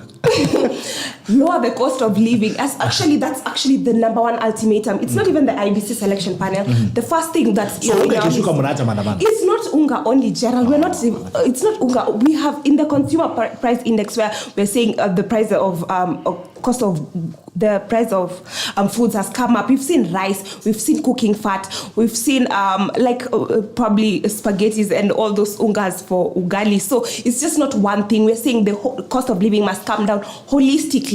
The cost of electricity. We've seen that EPRA has increased the tariffs from it came into effect from April 1st. So we're also saying the cost of electricity must come down. The cost of food must come down. The cost of fuel must come down. They must also reinstate the subsidies on education fees, because we've seen many parents are literally lacking sleep because their children have not gone to school.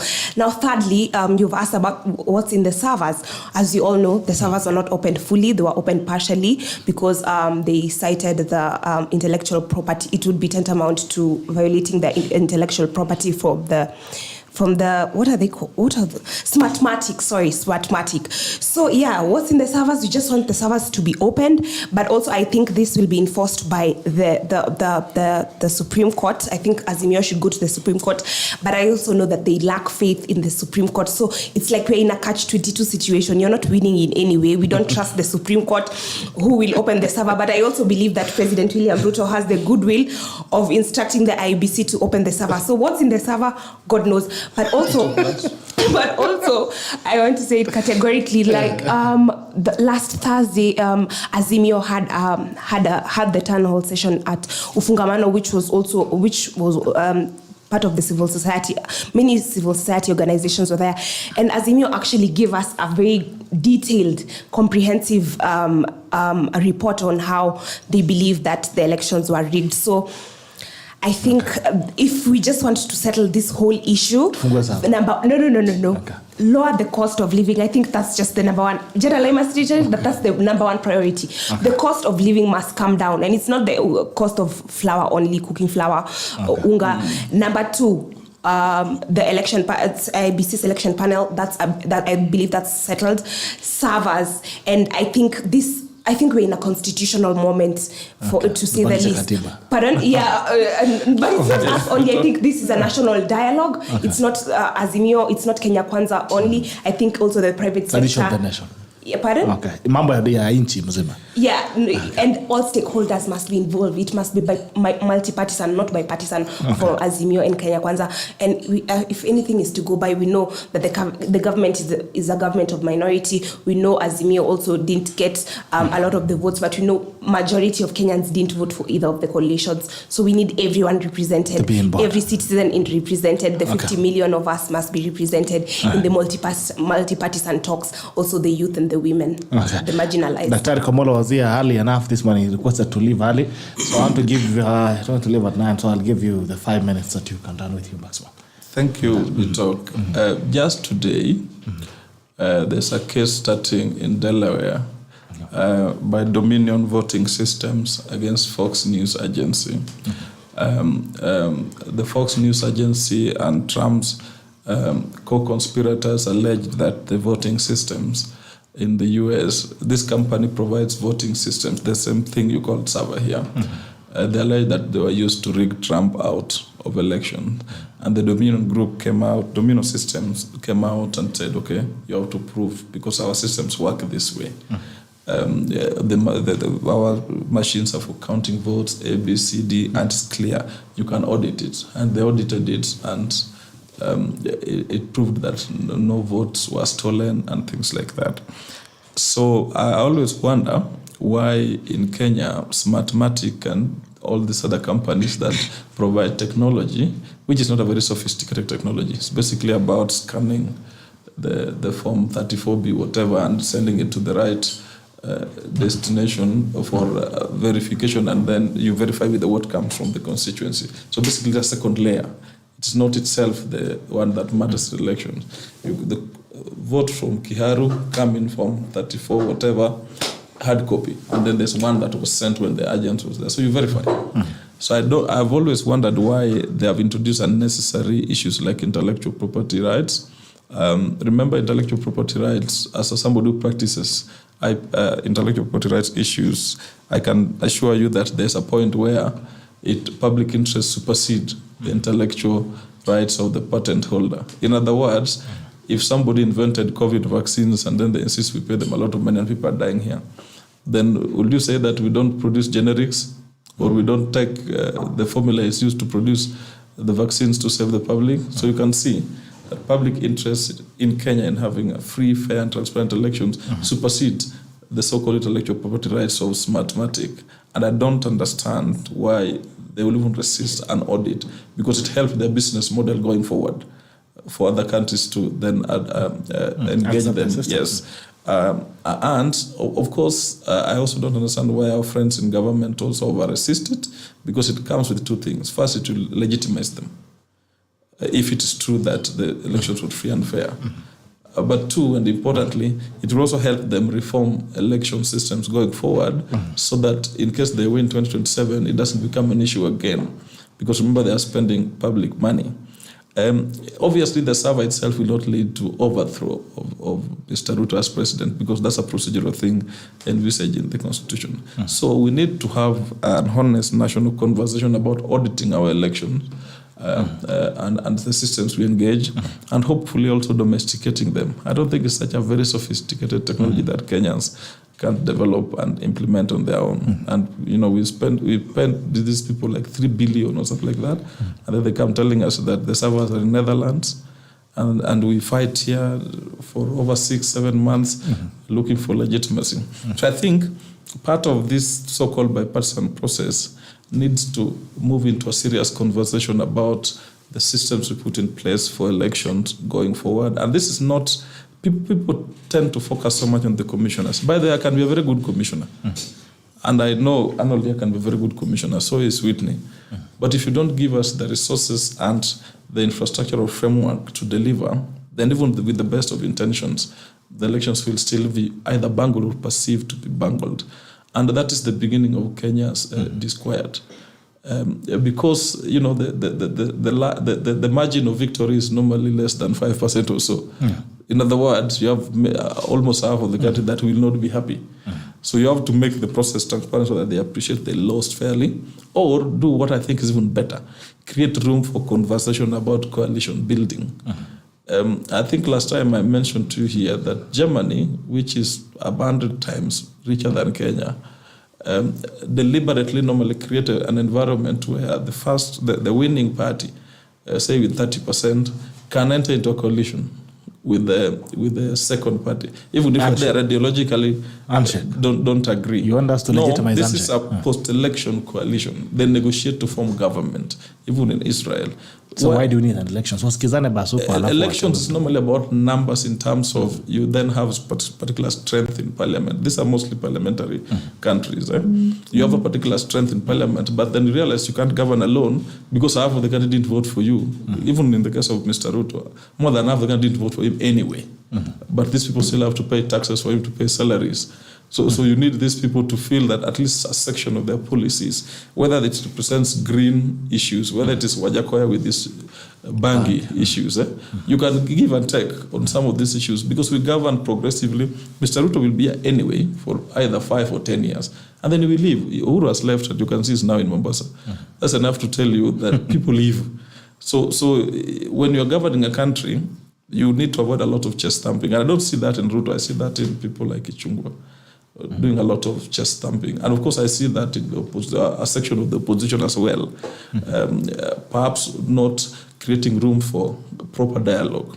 Finally, I think that all you need to do, and Whitney, I deliberately decided a year ago to just remain a professional, not take sides with Kenya Kwanza or Azimio, partly to be sane, but to also just help bring a middle ground discussion here on what the country needs going forward.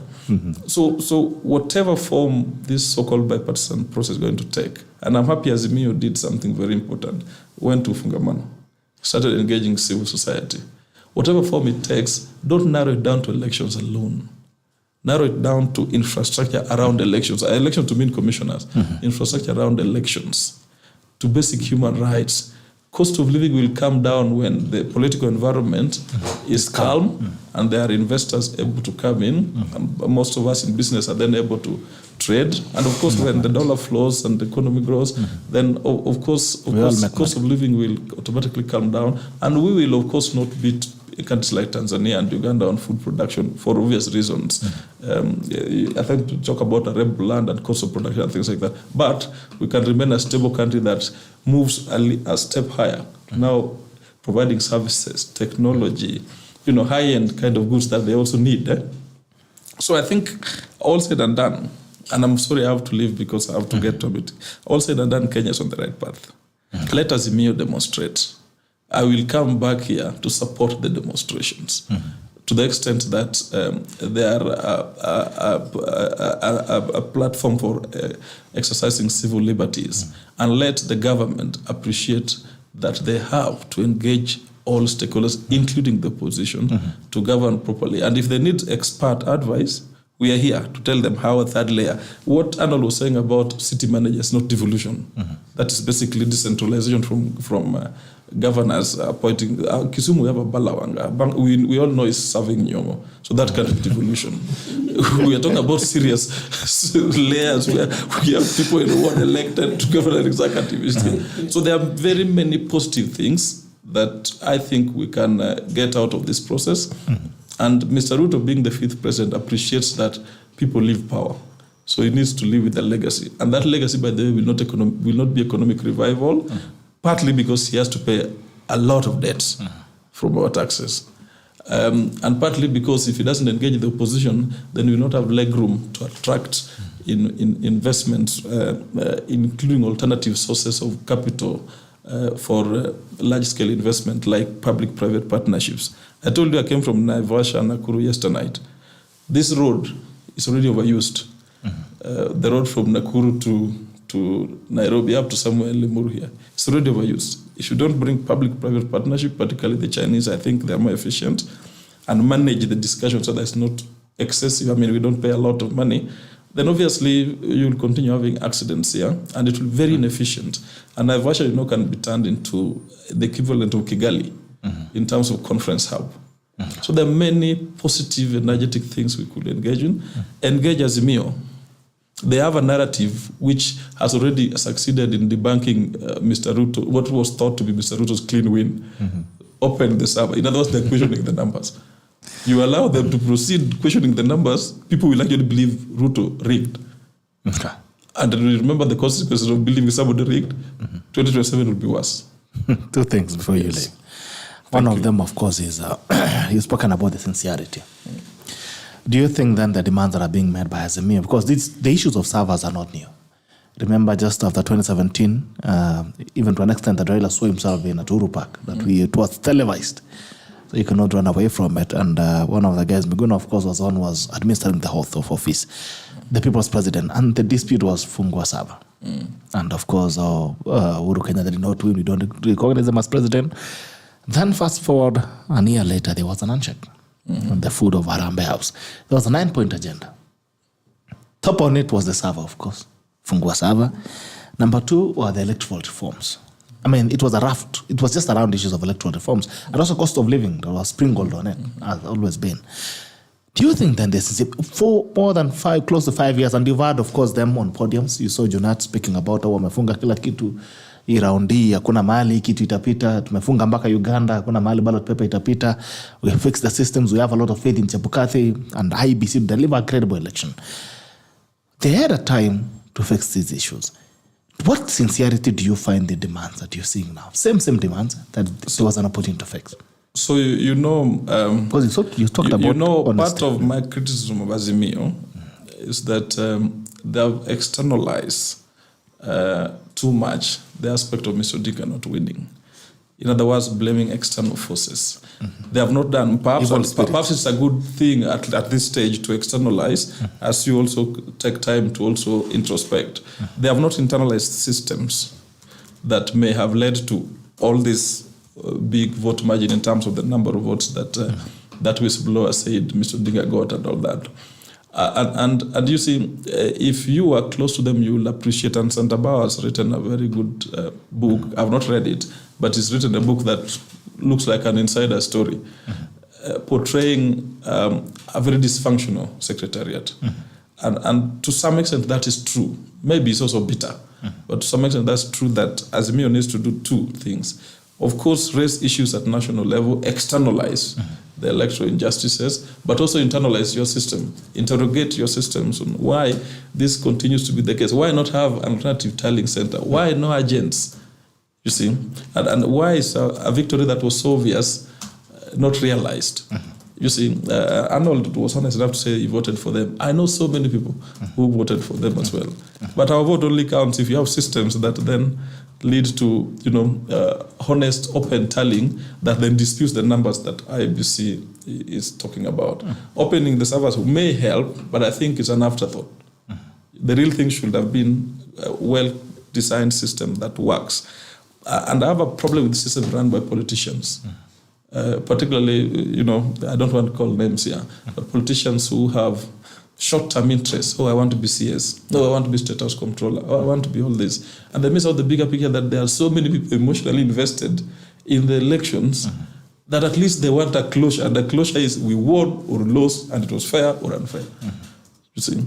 So I think that's a conversation Azimio must have. I'm happy that Azimio remains together. That helps in a way, except for the few MPs. The ones from Luo Nyanza, I'm sure their political goose is cooked, those who went to State House, but from other regions, I don't know.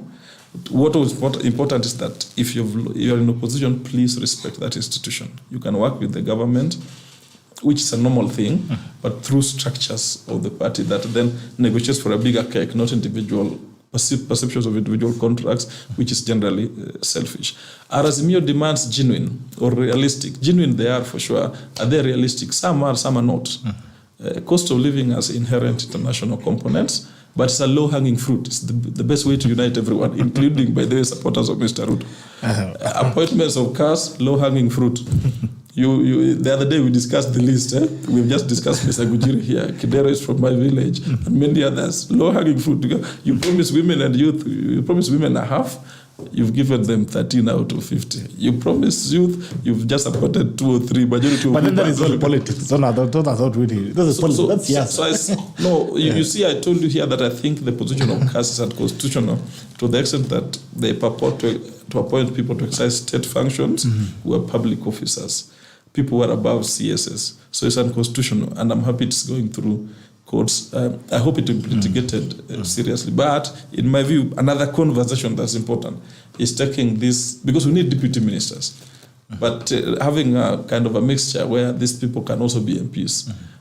Because there are MPs who head parliamentary committees who are Kenya Kwanza people who could report to Parliament on government policies. A mixture of CSS and MPs who are ministers and some are technocrats. Instead of, and Kindiki was my lecturer, taking Kindiki with Raymond Komolo and I think who else, the one in charge of citizens and whatever, taking them there look like state guests going to do State of the Nation address at the parliamentary question and answer time. They look like a State of the Nation address by the president. Totally unconstitutional. So many serious conversations to have going forward. And I think, to me, they are more structural. The president should not even worry about economics. It will correct itself if you get the right structures in place. But importantly, if you embrace dialogue, because I can assure you, the president can't govern this country alone. The fact that Whitney and the team were able to give us holiday, were they 3 or 4 holiday in Nairobi, even if other places were functioning, it's enough to tell you that the opposition has some level of support that you can't ignore, and you can't just thump around it, particularly because you need to generate taxes. And I know of my friends in government who have not been paid, and I suppose partly it's because economic activity was diminished during these demonstrations. So if you don't negotiate now, there will be more demonstrations, and next month we will miss salary. And we miss it. It's not good for anyone. We miss salaries every day. We miss money every single day. So we are good. You know, I think that come hustlers actually. That is easy to talk about until critical services collapse. Security, don't pay teachers, health, and then you realize there are some people who they should never miss salary. You and I can miss. But no security, not real, because they define what a state is. Thank you so much for coming, Dr. Thank you very much. I look forward to coming back soon. Karibu sana. I wanted to ask Doc, even as he goes, of course, the social contract that exists between leaders and the people. Assuming you are elected, where is your first loyalty, realistically? Of course, there's the real politic, as it were, where you have to be loyal to a party, even when the party is messing up the people.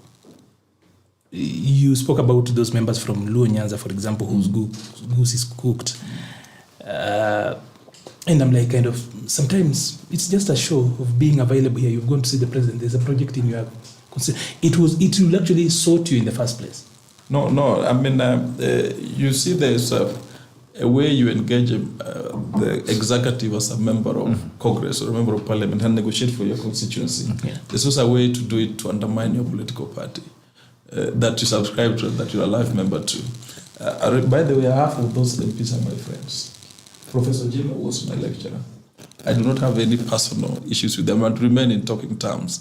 But when then you portray going to status as defection and rebellion, then you undermine the very important institution, that's the opposition. And then you take it a step further, go back to the constituency or to the village and start undermining your political party leadership. Remember, and Bitok, remember this, your mother's house, even if it's leaking, remains your mother's house. You can help, you can call us for Arambe.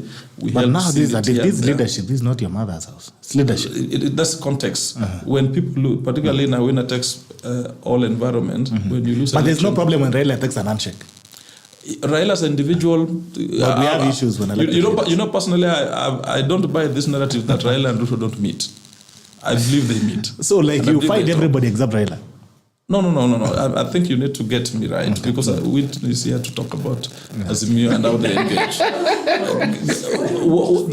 There is. But you as my partner, I know we're just trying to get an understanding. Because we know obviously what Whitney will say. Just a minute. There's informality of engagement that I'm pretty sure all leaders interact, including Raila and Ruto. Then there's Raila, the institution of Azimio. We expect if he's engaging the president as a leader of the opposite side, then structured with clear agenda on what to be discussed, what is our irreducible minimum, and the eventual outcome, and vice versa. So I'm not saying these MPs don't go meet the president. In any case, they do go and get money for Arambe and things like that. And the president, by the way, does a lot of projects in Luo Nyanza. I know that for a fact. I know that for a fact. The executive does a lot of projects.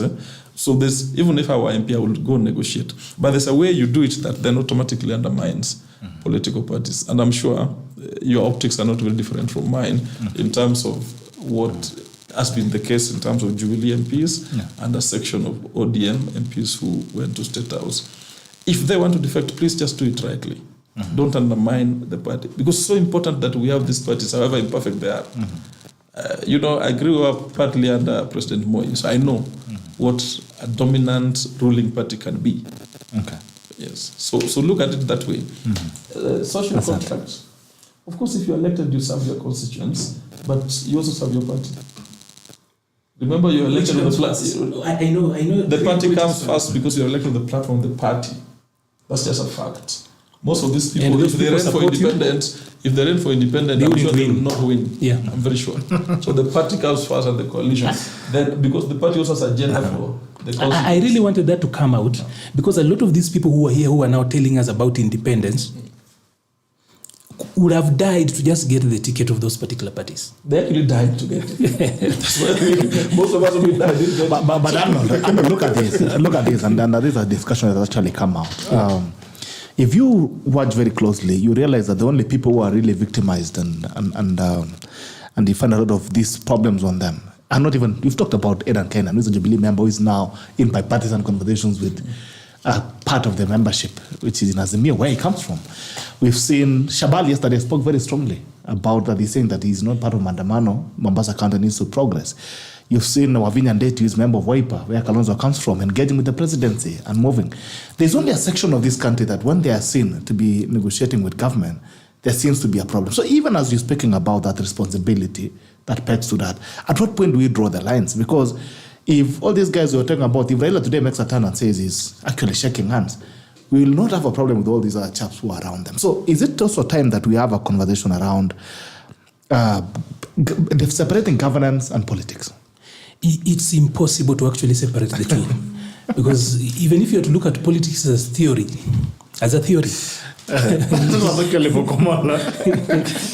we can let Doc go.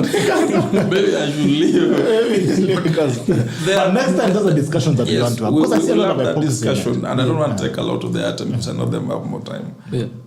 There's nothing wrong. All these elected leaders engage in the government. My governor Wanga engages the executive and attends formal and informal meetings. But don't do it to undermine the official position of your party. If Shabal did say what you have just said, then he's out of order. But nobody has Mombasa anyway relies extensively on foreign investment and tourism, and that can only come when you have structures that then ensure that there's political stability. And you don't do that by wishing away. Remember, Mombasa also has a lot of historical issues. You don't achieve stability by wishing away inherent grievances at the coast, including land, by the way, including economic justice, including historical injustice. You must have those conversations. And Shabal, for your information, was voted for by ODM people and Azimio people for him to go to East Africa community, where we expect him to also advance agenda. Robert Azimio, which I hope is built around. There's a big agenda, not local, built around the other thing, enshrining devolution, equity, and things like that. Even as Doc goes, I'll just like to mention this, that do parties really consult even their members before they come up with some of these policies and decisions and programs? Because the other thing that we are running away from is that we have got personality cults as political parties. That we don't want to accept. So I can sit in my house as the leader of whatever party it is and decide this is what we're going to do. And of course, there are a few people who will always support me and run with it. Can we bastardize any other voice that is actually consenting? No. Because they also have got a political right. They have got the Article 38 rights. And even their human rights, let's just say away from, if we didn't have the structure that is the Bill of Rights, they should actually have a voice and speak out. So we need to strengthen political parties.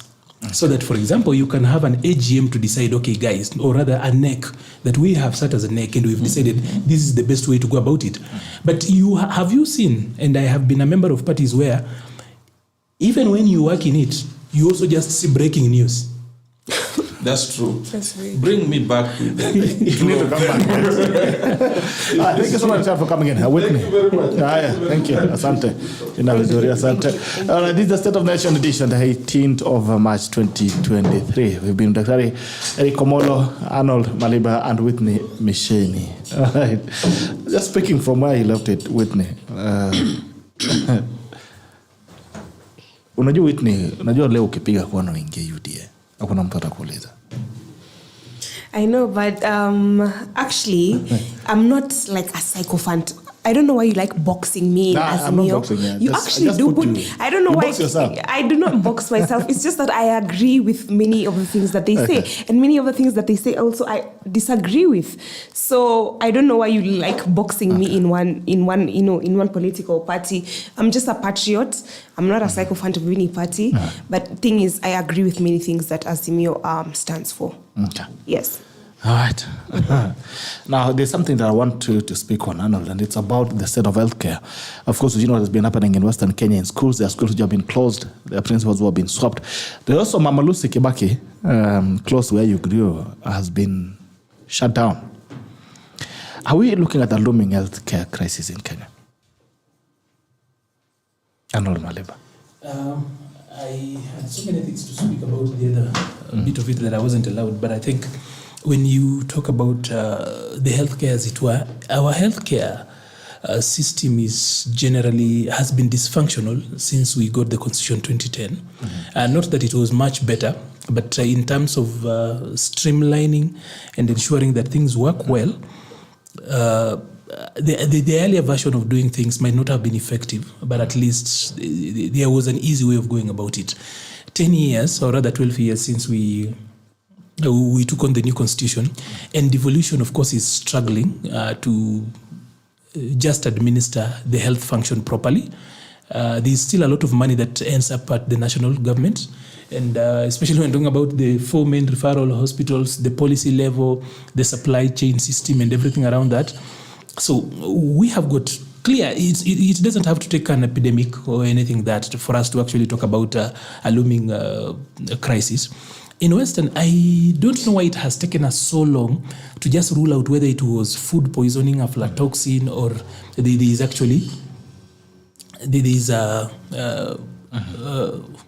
I'm forgetting, I'm losing out on the terminology for that. But this is it. Why in Western specifically? Have we looked at the food samples? Why was it in Mukumu Girls and Butere, specifically Kakamega County?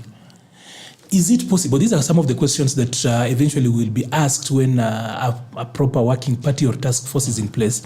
Is it possible that one supplier supplied contaminated food stuff to this school, because normally suppliers are just the same. You could have the one supplier doing it in this school and the other one. And that leads me to questions like, for example, the late boarding mistress who passed away, may her soul rest in peace. The other teachers, have they been affected? There are very many theories around it, but it points to one thing, that schools have really not been focused when it comes to issues around hygiene. I don't know what school you went to, but for us, we were in charge of our own hygiene and everything else. But times have changed, and there's so much that is out there. So, talking about a healthcare crisis, we have one. You saw Sakaja yesterday fire a whole board and replace it with a new one. The way Mama Lucy has been functioning has been that somehow, and I don't know whether it is a course nurses specifically take, not to be moved. That you can actually bring an ailing person, and nurses will just be passing you as somebody writhes in pain here, left, right, even wailing, and people do not really move. Of course, before Kenyatta became a facility of last referral, you will go to their casualty, and it will take you 2 days to get an admission. I know that. I once took my sister there, my late sister there, and it took me 18 hours to just have her admitted, from casualty to admission. So literally, when you are running from home, you are looking for immediate help. When people run and go to hospital, they are looking for immediate help. So there is need to review our healthcare system. There is need for us. There are a few things that I still feel should not be devolved. Health, agriculture seems completely, that devolving didn't work. Okay. They are giving these people chalk in the name of fertilizer. As in, for me, agriculture and health, I am not so convinced. Probably we need to centralize it until we get it as a nation. Because we had not even gotten it as a nation, issues around agriculture. And food security is an important thing. But I do not think that devolved units as they are today are dealing with it fairly. You see the struggle between KEMSA and counties in payment. Here, drugs being stolen literally I know I saw a report in some newspaper that Kakamega County is trying to trace 130 million worth of drugs that have been stolen. We've seen the same in Nairobi. Drugs are stolen every day. So the people are funding this particular system, and it's not working. So imagine if we couldn't completely sort out this while it was one unitary and centralized function. Now, think about working with it in 48 places. There's the national government doing its little act, and then 47 counties working around. So it's something we need to work around, but I think government has been slow in getting to the root cause of the Mukumu gas issue. They are giving us a lot of stories. The laboratories that we have that took 24 hours to know that we had COVID, a very short time. Why has it taken so long? People have died. There is continue, and they're still giving us Majitu stories about we don't know whether it's food, we don't know whether it's infection. It's a mix-up. They've not told us what happened in Butere Boys, for example. That has not been dealt with. So there's so much. But would you allow me to just tick a few things that I had missed out? I was supposed to come in, and then, of course, the way this conversation does that, it just crawls sometimes out of structure. So number one, I wanted to just remind Whitney that there are the two leaders of Azimio, Raila Odinga and Martha Karua, are the top leaders of Azimio. Since you are here and you are talking, I assume you are live on 27th, 28th, and 29th of June 2022. At that particular time, Martha Karua and Raila Odinga did a series of press conferences. Again, I will remind you, and you can take time and research, the cost of flour was much higher than it is today. The cost of cooking fat was much higher than it is today. Bar for fuel today that has gone higher. All other items on the indices that actually work out the cost of living. When you're talking about food, the cost of living has got about 5, do I call them indicators but let me just inflation. Use the word. Food, cost of living. You talk about housing, food, clothing, cost of childcare, education, transportation, energy, There's one more I'm forgetting. The whole thing. But for us, when we talk about the cost of living, we just want to talk about food and a little bit of energy. People are not even talking about the cost of housing. I'm not so sure your landlord has, for example, increased the house rent. It's not like it's cheap, but it's also a factor and a contributor to this. I am not so sure the matatu, if you're using matatu, for example, the cost has gone higher. It's still around the same thing. But I wanted to say this, that last year, on 27th, 28th, and 29th, Martha Karua and Raila Odinga did press conferences. June 2022? Yes. They did press conferences and told people, they actually said people were backing, wanabweka. Raila specifically said, wale wenye walikuwa nasema juu ya cost of living walikuwa wanabweka. Do you have exact figures? I want to just a rebuttal. Do you have the exact figures? Because I have different figures. I'll actually give you the figures. Okay. I'll give you free. Like for example, flour was retailing between 230 and 250 at that particular time. It was not 250, it was 218. I'm talking about specifically, by the time we got to July, it had escalated. But in June, it was between 230, depending on the brand, and 250. Today, flour is not at the same level. But during that particular time, when the Kenya Kwanza people, then called the Tangatanga, asked about the cost of living, Raila said, waache kubweka, it is not the government's mistake that the cost of living is high. Those are their own words. You can actually find that particular statement. They cited externalities. They even spoke about the war in Ukraine. Today, of course, the market has self-corrected. What we're saying is, Arnold, what we're saying is, as the opposition, what does the opposition do? It's fine. Let me just execute. Okay, sure. There's a point I wanted to actually pass. Okay, is that what has changed between then and now?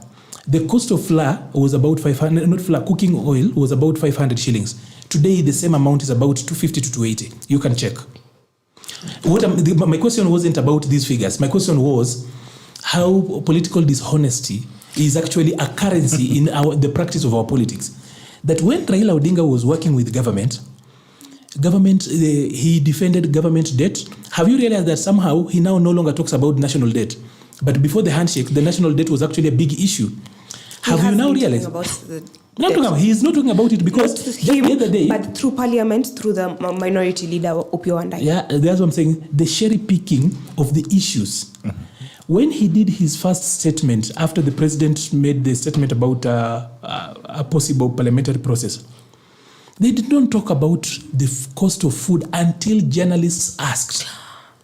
I was watching. Honestly, immediately the 100 days for Kenya Kwanza lapsed, where they had given us the 100-day pledge. Yes. When those days lapsed, which was about December, towards the end of December, that's when opposition came in to say that you did not fulfill your pledges. I do not expect. So also, as you say all those things, inflation, according to the CBK data, inflation June 2022 was 7.9. Inflation is basically the rise in cost of items, 7.9. Currently, as we speak, March 2023, the inflation is at 9.2. We have seen cost of the cooking flour has increased. Cooking fat has increased 13%, and as we do the median of all the things, the food costs have increased by 15%. So I do not actually understand. Actually, look at the absolute figures, because now we are addressing the public out there without getting into the formulas. Let's talk about our absolute figures.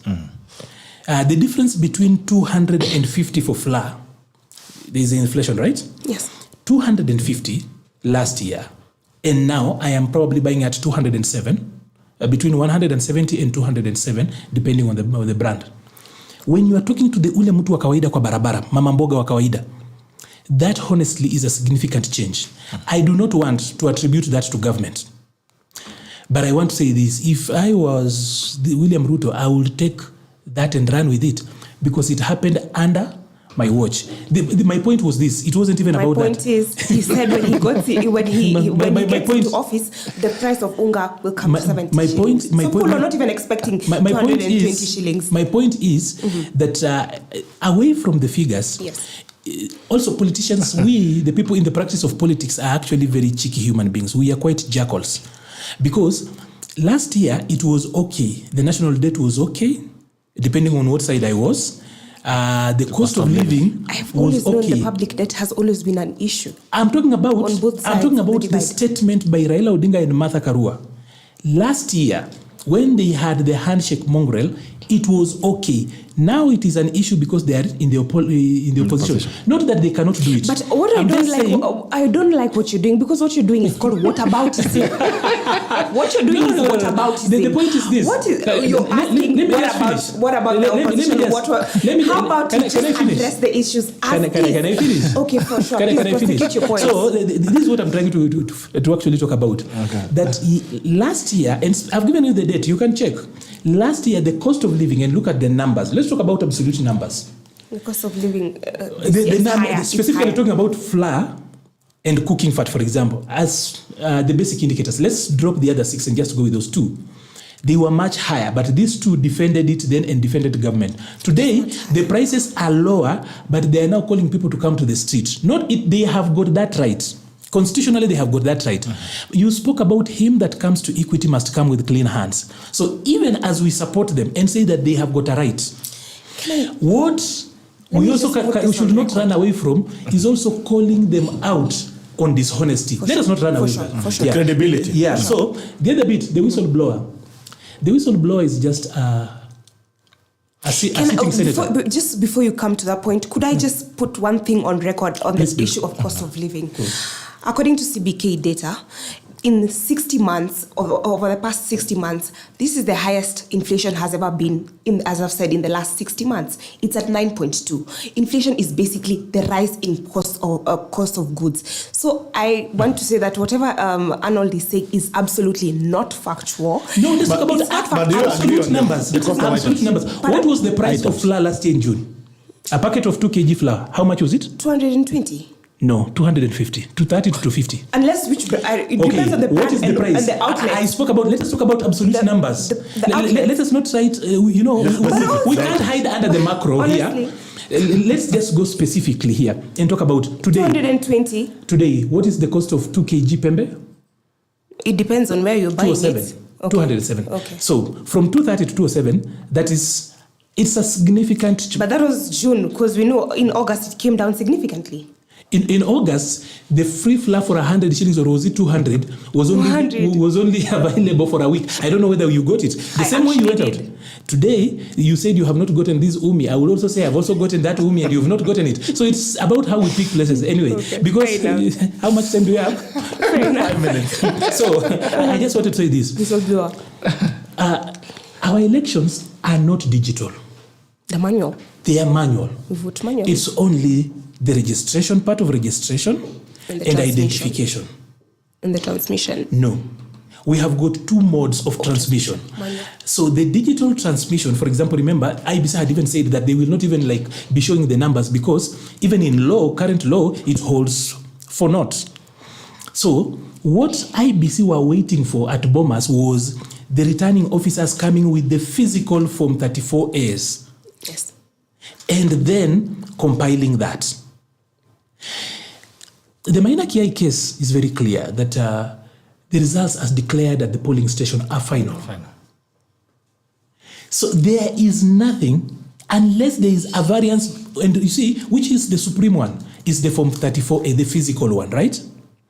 So there is nothing in the server that can impeach, because the server bit of it is let me call it a redundancy system. It's a fail-safe mechanism. So that just in case unapotelea kwa barabara, we can still have the other bit of it for purposes of managing as we wait for the physical forms, right? And you are not the only one as a returning officer who has it. The agents have it, right? So hata wewe ukipotelea kwa barabara, what the agents have, what is already in the server, it should be the same. So the transmission bit of it, the digital transmission bit of it is a redundancy mechanism and not the core of the elections. You know, in this country, we know how to cast elections, we know how to talk politics, we know how to do everything. In fact, to count money, we know. The only thing we don't know is how to count votes. Because somehow, that we have got a Form 34A, which is the impeachable result. So, what is in the server, for example, that can impeach Form 34A? The server, whatever is in the server, cannot impeach. Can I ask you one question? How many forms of Form 34A did the Supreme Court, not the Supreme Court, did the IBC supply? And they had said they won't. How many books are there? I do not remember anyone who asked for those particular forms. There were 2 books. There were these 2 books. And Chebukati said it categorically, he will not choose the second book. And he went ahead and used the second book. That argument was trumped in court. It was trumped in court. But also what we're saying is, if all that you're saying is indeed... Because the server will be open eventually. If you want the server to be opened, do you write to IEBC? No. Do you go to court or you ask William Ruto or you go to the streets? I believe all channels are available. No. You see, all what Azimio has done, for example, let's talk about Azimio having the goodwill to actually solve this issue. If they wanted the servers to be opened, they would have written to IBC. They say they are the defenders of the law, right? But we have got the right to administrative justice, right? But they asked for it. Are we giving IBC even administrative justice when we have not asked IBC, for example? Let's not talk about what was in the Supreme Court, because what was in the Supreme Court... But also what you're saying about the whistleblower, Azimio actually did go to IBC and they told... When? Do you have a record? January. It was there, January, when they came up with the whistleblower. They have not written to them. They actually told What's the IBC... response? IBC did not respond. They actually said IBC. I'd love to see the letter from Azimio demanding a opening rebuttal of servers. No, not opening of servers, but like a rebuttal from the whistleblower's reports. The whistleblower, and I was actually coming to the whistleblower. Where? The whistleblower is a fabrication of a sitting senator from Nyanza. He did everything in Dubai with some 4 young people, paid for all that work with a card that has been traced. On the Sunday, How credible is that? Let me tell you that. You will actually find it in breaking news eventually. But on the Sunday, when IBC sent Junet to go and talk to the president, that whistleblower was going to be arrested and it was going to compromise so much. And that is why Junet reached out to the president through a back channel. And they said that they were okay, so long as whatever will happen in parliament grants the office of the official opposition, they will be okay. So Junet has been doing the purveyor end of it, doing the back channel conversation. It's a fact. I know for purposes of safeguarding hizi vitu zingine zote. So we can go round about this. But I know what is happening at the moment. Baba has got hardliners in his team. It's a difficult one. If you are a leader, and I've been a leader before of young people specifically, and I know how difficult it is. So I can't even envy Baba, having Martha Karua, having Sifuna and the other people. Those are people, as in, when we were young, we used to hear what when you kadikadli. I believe they're moderate in my view. They're moderate. Do they have a voice? They have a voice. Do they have a voice? But they're moderate in my view. They're not extreme. There are moderates in Azimio, but I can tell you Martha Karua is not a moderate.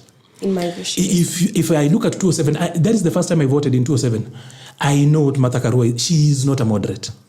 Raila Odinga is actually a moderate himself. People have never known that. Raila is a moderate. Mm-hmm. He's quite a gentleman of politics. He could be calculating and everything else, but that's what politicians do. But Raila is a moderate. When you look at all the other, let me call them, all the other actors behind him, some of them are actually doing it for sport. The only problem I have with Azimio is that young people, a lot of young people in this country, well, a section, because a lot of young people again voted for William Ruto, there is a crop of young people that really believe in Raila Odinga.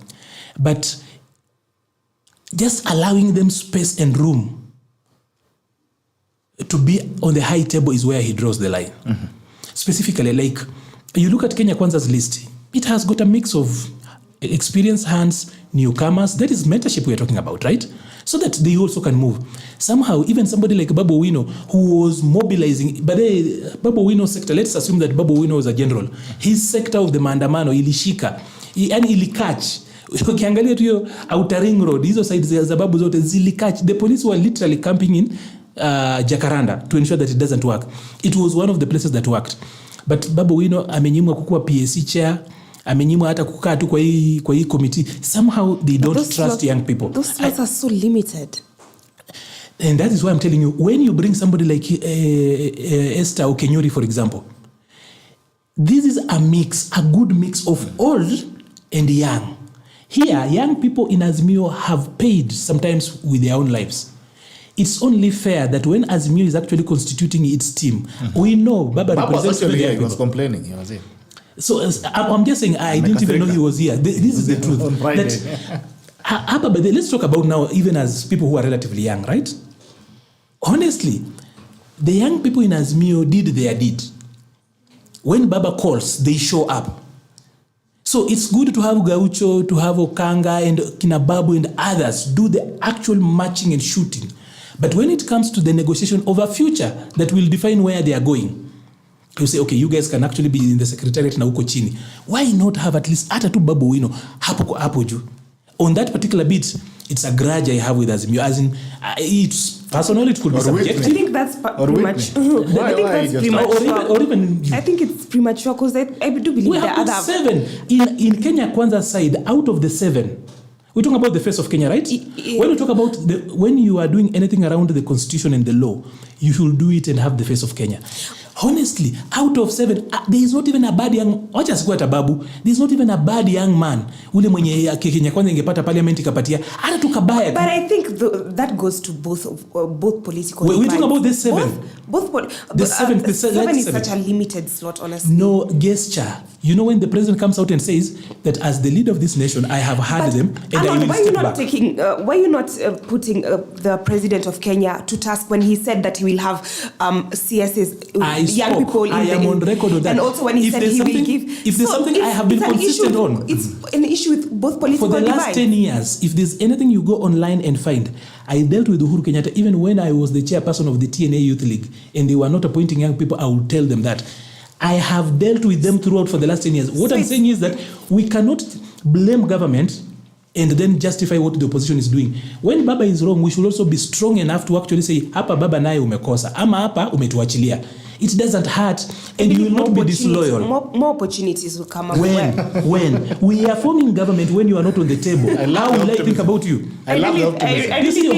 Hope is not a strategy. I think the opportunities have been very limited. Limited. Here, Kenya Kwanza has got the biggest number of MPs. And still they went in and chose young people. Azimio has got a lot of young people, including Kina Edio Kech. Is it only good to use Edio Kech to do dirty work and not to have him on the table? Edio Kech is not being used. No, I'm just saying, I just give an example. Is it only good, for example, to use Edio Kech to do some dirty... But they're in committees. No, this particular thing that we're going to have, this bipartisan process is a very important process. It's a future about you and I, but also about our children. But also we're also saying this talks will not only be limited to parliament. It's going to be a multipartisan. At the moment it is in parliament. Oh, it's going to be a multipartisan. At the end of the day, sure. At the policy level, it is the 7 aside, the 14. The 14, but unfortunately, there's but those are just conveyor belts. To be honest, those are just conveyor. They will be conveyor belts. You want to see young people conveying. That is hope. You are. Why is just conveyor belts? Why is it really also conveying? Honestly, just to finalize. I think that just to finalize. That's our final sorry, we've taken so long. Yes. So just to finalize, I needed to say this: that in 2013, Raila Odinga went to court and said his election had been stolen. The Mutunga court did not side with him. They felt like it wouldn't work. He called them Kotibandia. He went back to the streets and called Uhuru illegitimate for 5 years.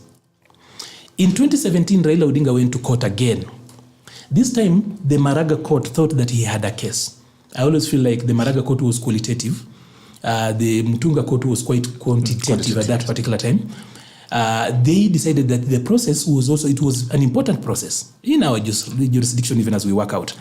And they sided with Raila Odinga. What did he do? Even after he won, he refused to participate in the election. He just wanted something outside of the structures we had. He had gone to court using the constitution and defending the constitution.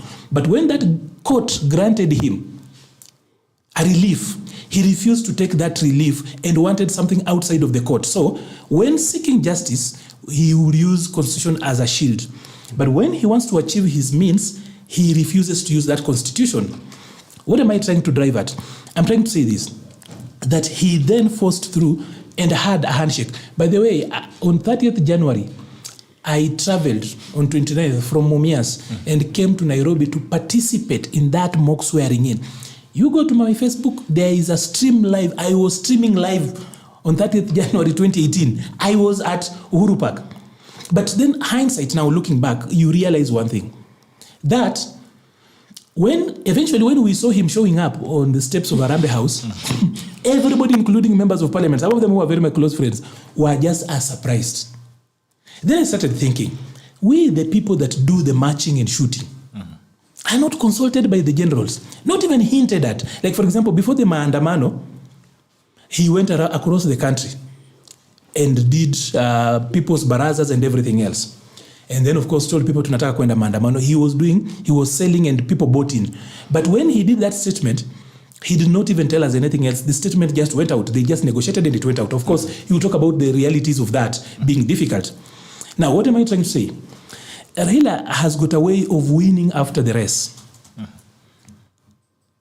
So that if he does not win if he doesn't win during the competition, he will try and win after the race. So in 2017, he refuses, even after he's been given relief, he forces for something that is extra-constitutional. You could say he wasn't in government, but we know that he was in control. We know those pictures that were being taken in Kajiado at Woli's house. Hizo pictures zilikuwa zinauza uoga. Just kusimama kwa loni ya Tuoli peke yake, ulikuwa deep state. They were campaigning by photos. Una post to, and they were telling us how they had everything. You remember when Junet was saying he imeenda? So he had that. Now again, Raila goes to court in 2022. This time the court realizes that this is a habit. They look at what they had by the way, and they even were lying about Jose Carmago and a super reimbursement of a scan, and they will sensationalize stuff. When facts were put out there, they said they had accepted, but they did not agree with the ruling, which is a fair way. We don't have to force them to get around that. But after that, they cooked a false whistleblower's report because there is no whistleblower from IBC. It is a creation from ODM. It has been proved. On that day when this announcement was done, the police were supposed to arrest that particular senator. Then they realized it was going to go down. Then they decided that, can we go down on this matter? We will talk to these people. And Baba promised that I will talk to my people. I will manage them. Then let us talk through parliament. So the idea of rigging our system, I'm not talking about the electoral system, our governance system. Raila has rigged our governance system to the level that whether the constitution, as in kama Mandonga, tupende atatupiga tu, tumpige atatupiga tu. Somehow he will find his way. You have seen in the papers yesterday that he even sent Senator Kuhn, the American, that he wanted to have government. It's on papers, they have not denied. That is Rigathi who said that. Please, they have not denied. You're peddling propaganda. That was Rigathi who said that. But Rigathi is the deputy president of Kenya. He is an authority. Honestly, if you're coming here to say things that are not, we can substantiate. That's hearsay. Rigathi is your deputy president, no? Yes, he is. He's a man of authority, no? He is, but he's experienced. He's a truthful man. That was a lie. I can tell Baba has not denied. Categorically, Baba did not negotiate for 11 CS. No, let me just tell you this. Neither Senator Kuhn nor Baba have denied. But no. But that report came out late yesterday. Baba was probably already in this country, people have done tweets in the middle of the night.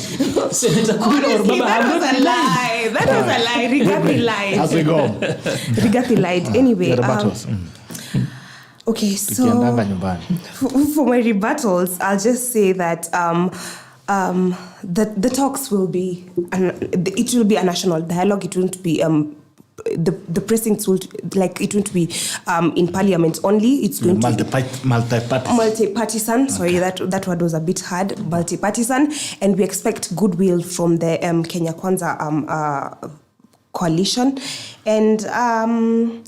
What else do I have to say? I just want to say that I think all irreducible minimums by the Azimio, not all, but I think the top three, which is the cost of living, IBC, and the threat to multipartyism, I think those are the three things that must be the top of the agenda in the national dialogues. Okay, all right. Your tackle of the day?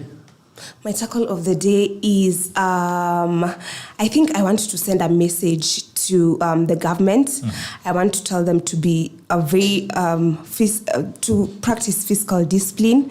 I think many things are going wrong in this country. We've seen today that 19 counties, the healthcare workers have striked. I think that is a very bad move by the government not to pay them salaries for 3 months. Healthcare is a very critical sector in this country, and I think it just calls on the leadership of Kenya Kwanza to please pay the civil servants, and also to just be like to manage their debt obligations well. Okay. Yes. All right, Arnold, your tackle of the day. My tackle of the day to all Kenyans is that first of all, Kenya is a great republic. We are a great nation. We are doing very well. Do not even for a minute look down on yourself as a Kenyan, and even the essence of this being a country from where we are. what you're seeing out there. This is just the essence of democracy, the noises and the push and pull, all that. I call it the salt of democracy. That is the spice that makes democracy tasty. The flavor. Somebody said, I think Winston Churchill said that democracy is the worst form of government, except for all the others. That whereas it might not be perfect and it might not be the best, but then there is none other. This is the worst best that we have. I don't know. It's difficult to actually have the superlatives around that. It is the worst, yes. But then it is the better worst that we have. So all the noises and whatever you see out there, do not for once despair in the nationhood, in the dream of us being a nation. We are a republic yet. We are yet to be a nation. We are only 60 years old. We've done quite well. We are building and gelling into a nation. It is work. We will eventually get there. So actively engage into politics. I need to tell people, actively engage into politics. Engage with the politics. When beautiful ladies like these ones are here talking about politics, somebody is seated somewhere thinking like they're so political, they are so professional. Somehow when Arnold wins and becomes president, I have to go and reach out to their office and say, come, I want to give you. If you do not do the working, no one will call you. Bring those talents, bring your brilliance, bring whatever you have, bring it to politics. Our political parties need brains. Our political parties need the energy. Hiyo idea mko nazo Facebook mnashinda kuandika hapo hizo acres na acres zenye mnaandika. Bring them to political parties. Do not be afraid, because at the end of the day you will still vote for a party anyway. This I can't go into parties, but you vote for somebody. You will still be ruled even if you don't. You will still be ruled. Come, leteni hizo ideas zote, endeni kwa chama, leteni shida huko ndani ya hizo chama. By the way, you are not going to restructure this country if you don't restructure political parties. Because at the end of the day, the political party system is one proved one. It also might not be good, but it works, it functions. That is what we've given ourselves. What we be independent. Do you want an independent president? He will be impeached tomorrow. See how Kawira Mwangaza is actually suffering. The MCS in Meru, every particular day are showing her the fear of God. She's a servant of God, yes. But the MCS have taught her a little fear of God. She now knows how these things work. So for people out there, the economy is difficult, but the one thing that is actually happening, as usual, Kenyans are on their farms. They are farming. So hata wakikuita uende maandamano, pitia kwa shamba asubuhi, alafu uende maandamano afternoon. Tulime, tupande, because at the end of the day, njaa inakuja. Maandamano inaanza afternoon. Walipanga hata baba, by the way, is actually very sensitive. Have you realized that baba asema tunaamka saa 12, but somehow hakuji, anatokelezea saa 7 saa 8 hapo hivyo. So baba angetuallow tulime kwanza tufanye kitu. So hata wakikuita maandamano, enda shamba kwanza, weka mbolea, lima na hizo vitu zingine zote. We are still going ahead. Kenya is a better country. No one in this region is better than us. Forget hizo kelele watu wanapiga. They can only talk about us. They can't talk about their own shit in their own countries. So we are doing well. Love yourself. Work. Tuko na shida ndio. Kila mtu ako na shida, lakini tusikue na ile kuwa vitu ni mbaya. Hizi hesabu napigiwa hapa hivi tu, sijui inflation na hizo vitu zingine zote. Usisikie hizo vitu. We the people who practice politics are snake oil merchants. We sell this, we can sell fear to you mpaka ikuwe fear ya ukweli. Yesterday they told you that if Uhuru Kenyatta won, Kenya will go to the dogs. But we saw Raila who said the same things akita Uhuru Kenyatta, my brother. You saw William Ruto saying huyo mtu akitendawili. Alisema akasema my brother. He called him my brother the other day. So siasa vile nani yule governor Usike kwa roho. My tackle today is actually just to encourage you. We are doing well as a country. Do not feel bad. Vitu ni ngumu, lakini we have always aced these things. Tusikufe moyo. Hawa watu wataelewana, wataongea, watasema hiyo kizungu na hizo vitu zote ngumu. Na bado kutakuwa na Kenya. Just remember fees inakungoja in the next 2 weeks. Watoto wanafunga shule. So wewe enda tu maandamano. Hakuna Raila mwenye ataandamana na wewe kama fees haiko. Chakula njaa itakuwa tu. After the next mvua itaisha, mavuno watu watakuwa wanavuna. Usipoenda shamba saizi, hakuna mtu atakuja kuandamana na sufuria zako kwa nyumba kama huna chakula. Enda job, usikatae kwenda job atu umeenda maandamano. Wale wenye wanaenda waende, na ukipata time pia kidogo pitia. So nchi iko sawa, vitu ziko sawa, usiogope. Pitia for entertainment kidogo. Pitia for entertainment. Lakini I think Whitney, if you get to see these guys, waambie tunataka demonstration kama ile ya South Africa, ile iko na ngoma. Ile iko na mapiano. Ile iko na mapiano. DJ, but the police actually wanasema jeshi la baba kila saa. Tunataka wimbo ile yenye hata pia mimi naweza kutoka balcony ni dance. But the DJ was top. Ama jioni nipitie. The DJ was top. Please give him his credit. He was a very good DJ. So, yeah, chaos. Tunataka but That's the police who provoked that chaos. It was not Azimio. I'm so sorry. I don't know, even you see them, just tell them that... tunataka demonstration mzuri, uniform watupatie t-shirt. Hii demonstration yenye anaita t-shirt. Haina kitu. I think the police... But also... hata maji demonstrators. But they normally provide water. They normally do. Hakuna water huko, maji ni watu wanajisaidia na kiosk za watu. Tunataka Azimio kufanya demonstration. Once the police tone down on their brutality, I think we'll have peaceful demonstrations and also... But the police have not stopped them from giving us uniform, t-shirts na vitu kama hizo. Tunaenda maandamano bila t-shirt. Watupatie merchandise. Lakini in fact hata so that tuweke kama nini, tuweke kama souvenir. I was kwa hii maandamano. The opposition is cash strapped. Like the economy. Wako na do bwana. It's cash strapped. The economy is terrible, honestly. Thank you so much for coming in, guys. And I still, just picking up from where Arnold has left it, is that we have a country, and I tell a lot of young people that we actually need this country more than all these guys that young people fight for. We need this country more than the political class that we are seeing. I mean, we still have more years to stay around here than all these chaps across board. So we need to build a better country. We need to participate in politics, whichever way that you want. So I'm happy to see people like Whitney participating in conversations across political scene. I encourage people to participate in conversations that move around administration and politics. There's no way, there's no damn way you're ever going to change a landscape of politics, economics, or social without politics and administration. So if you think you can stay away from politics, you think you can stay away from administration, but still think that you can change a nation, then you are lying. Every other person who has changed the course of any nation has dealt with leadership, has talked about politics and all that. People, we talk about Martin Luther King so much. We talk about Malcolm X. We talk about all these other guys who champion changes in countries. But we never talk about the fact that there were young people who are getting involved in politics, who are taking the risk and ensuring they can build a better nation for themselves. And as Arnold is saying, okay, fine. Fanya kazi yako, kama unataka kupitia maandamano pitia. Na tunataka pia naomba Azimio through Whitney watutengenezee a good maandamano. Hata sisi tunaweza pitia tu kuenjoy ngoma, watuweka mapiano ama wangla, tusikie ngoma vizuri. Ikiwezekana wafanyie mahali moja kama ni Uhuru Park, watengeneza vizuri. Tuko tunaenda hapo jioni kuimba. Monday na Thursday. Bila kusumbua mtu. Tunaingia sherehe tu na kusema punguza unga tunaimba nene. We'll be very happy nation. We'll be very happy nation. For sure. But they're meant to be fun and peaceful, but the police on the other hand, they have another agenda. No, we can deal with the police jointly. Kama pia hii side nyingine wana behave. Mko na goons wenyu, sasa police pia ukue goons. Hiyo ni mbaya. So tutaka tusikizane ya kwamba tunataka paka chill. Oh my God. It's a pleasure to have you. Always a pleasure. Thank you so much. Thanks for having us. Thanks a lot for coming. It's been the Tackle the State of the Nation edition of the 18th of March 2023, and it ends right now. Lakini kabla ishe, still want to remind you that if you are a farmer, Arnold amesema tupitie kwa shamba kwanza. Tuende kwa shamba mapema, alafu tuende maandamano. Kama ni mkulima unafuga mifugo, if you are a pig farmer, ensure that you can get your feeds from Fugo Feeds. Tuko na Fugo Pig, you can get a Fugo Pig. Nimewambia hii, and I'll keep telling you, kwa nini mnaacha nguruwe na mangamanga streets wakikula takataka? Nguruwe akule chakula mzuri ya Fugo. Kama unafanya kuku pia, kama unafanya growers, you can get Fugo growers from Unga Farm Care East Africa Limited. If you're doing layers as well, get Fugo layers from Fugo ama Unga Farm Care East Africa Limited.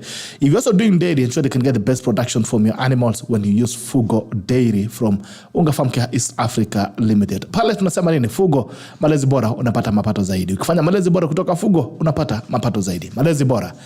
Fugo Feeds, malezi bora, mapato zaidi. Na niko na zawadi, nitakuwa napeana zawadi leo ya chakula ya kuku. Kama ni mkulima wa kuku, stay tuned. I'll be giving some zawadi today. 50 kg ya chakula ya kuku. Niambie why you deserve it. I'll be coming back shortly to give you that. Until tomorrow on Siasa Wednesday. Bye-bye and take care.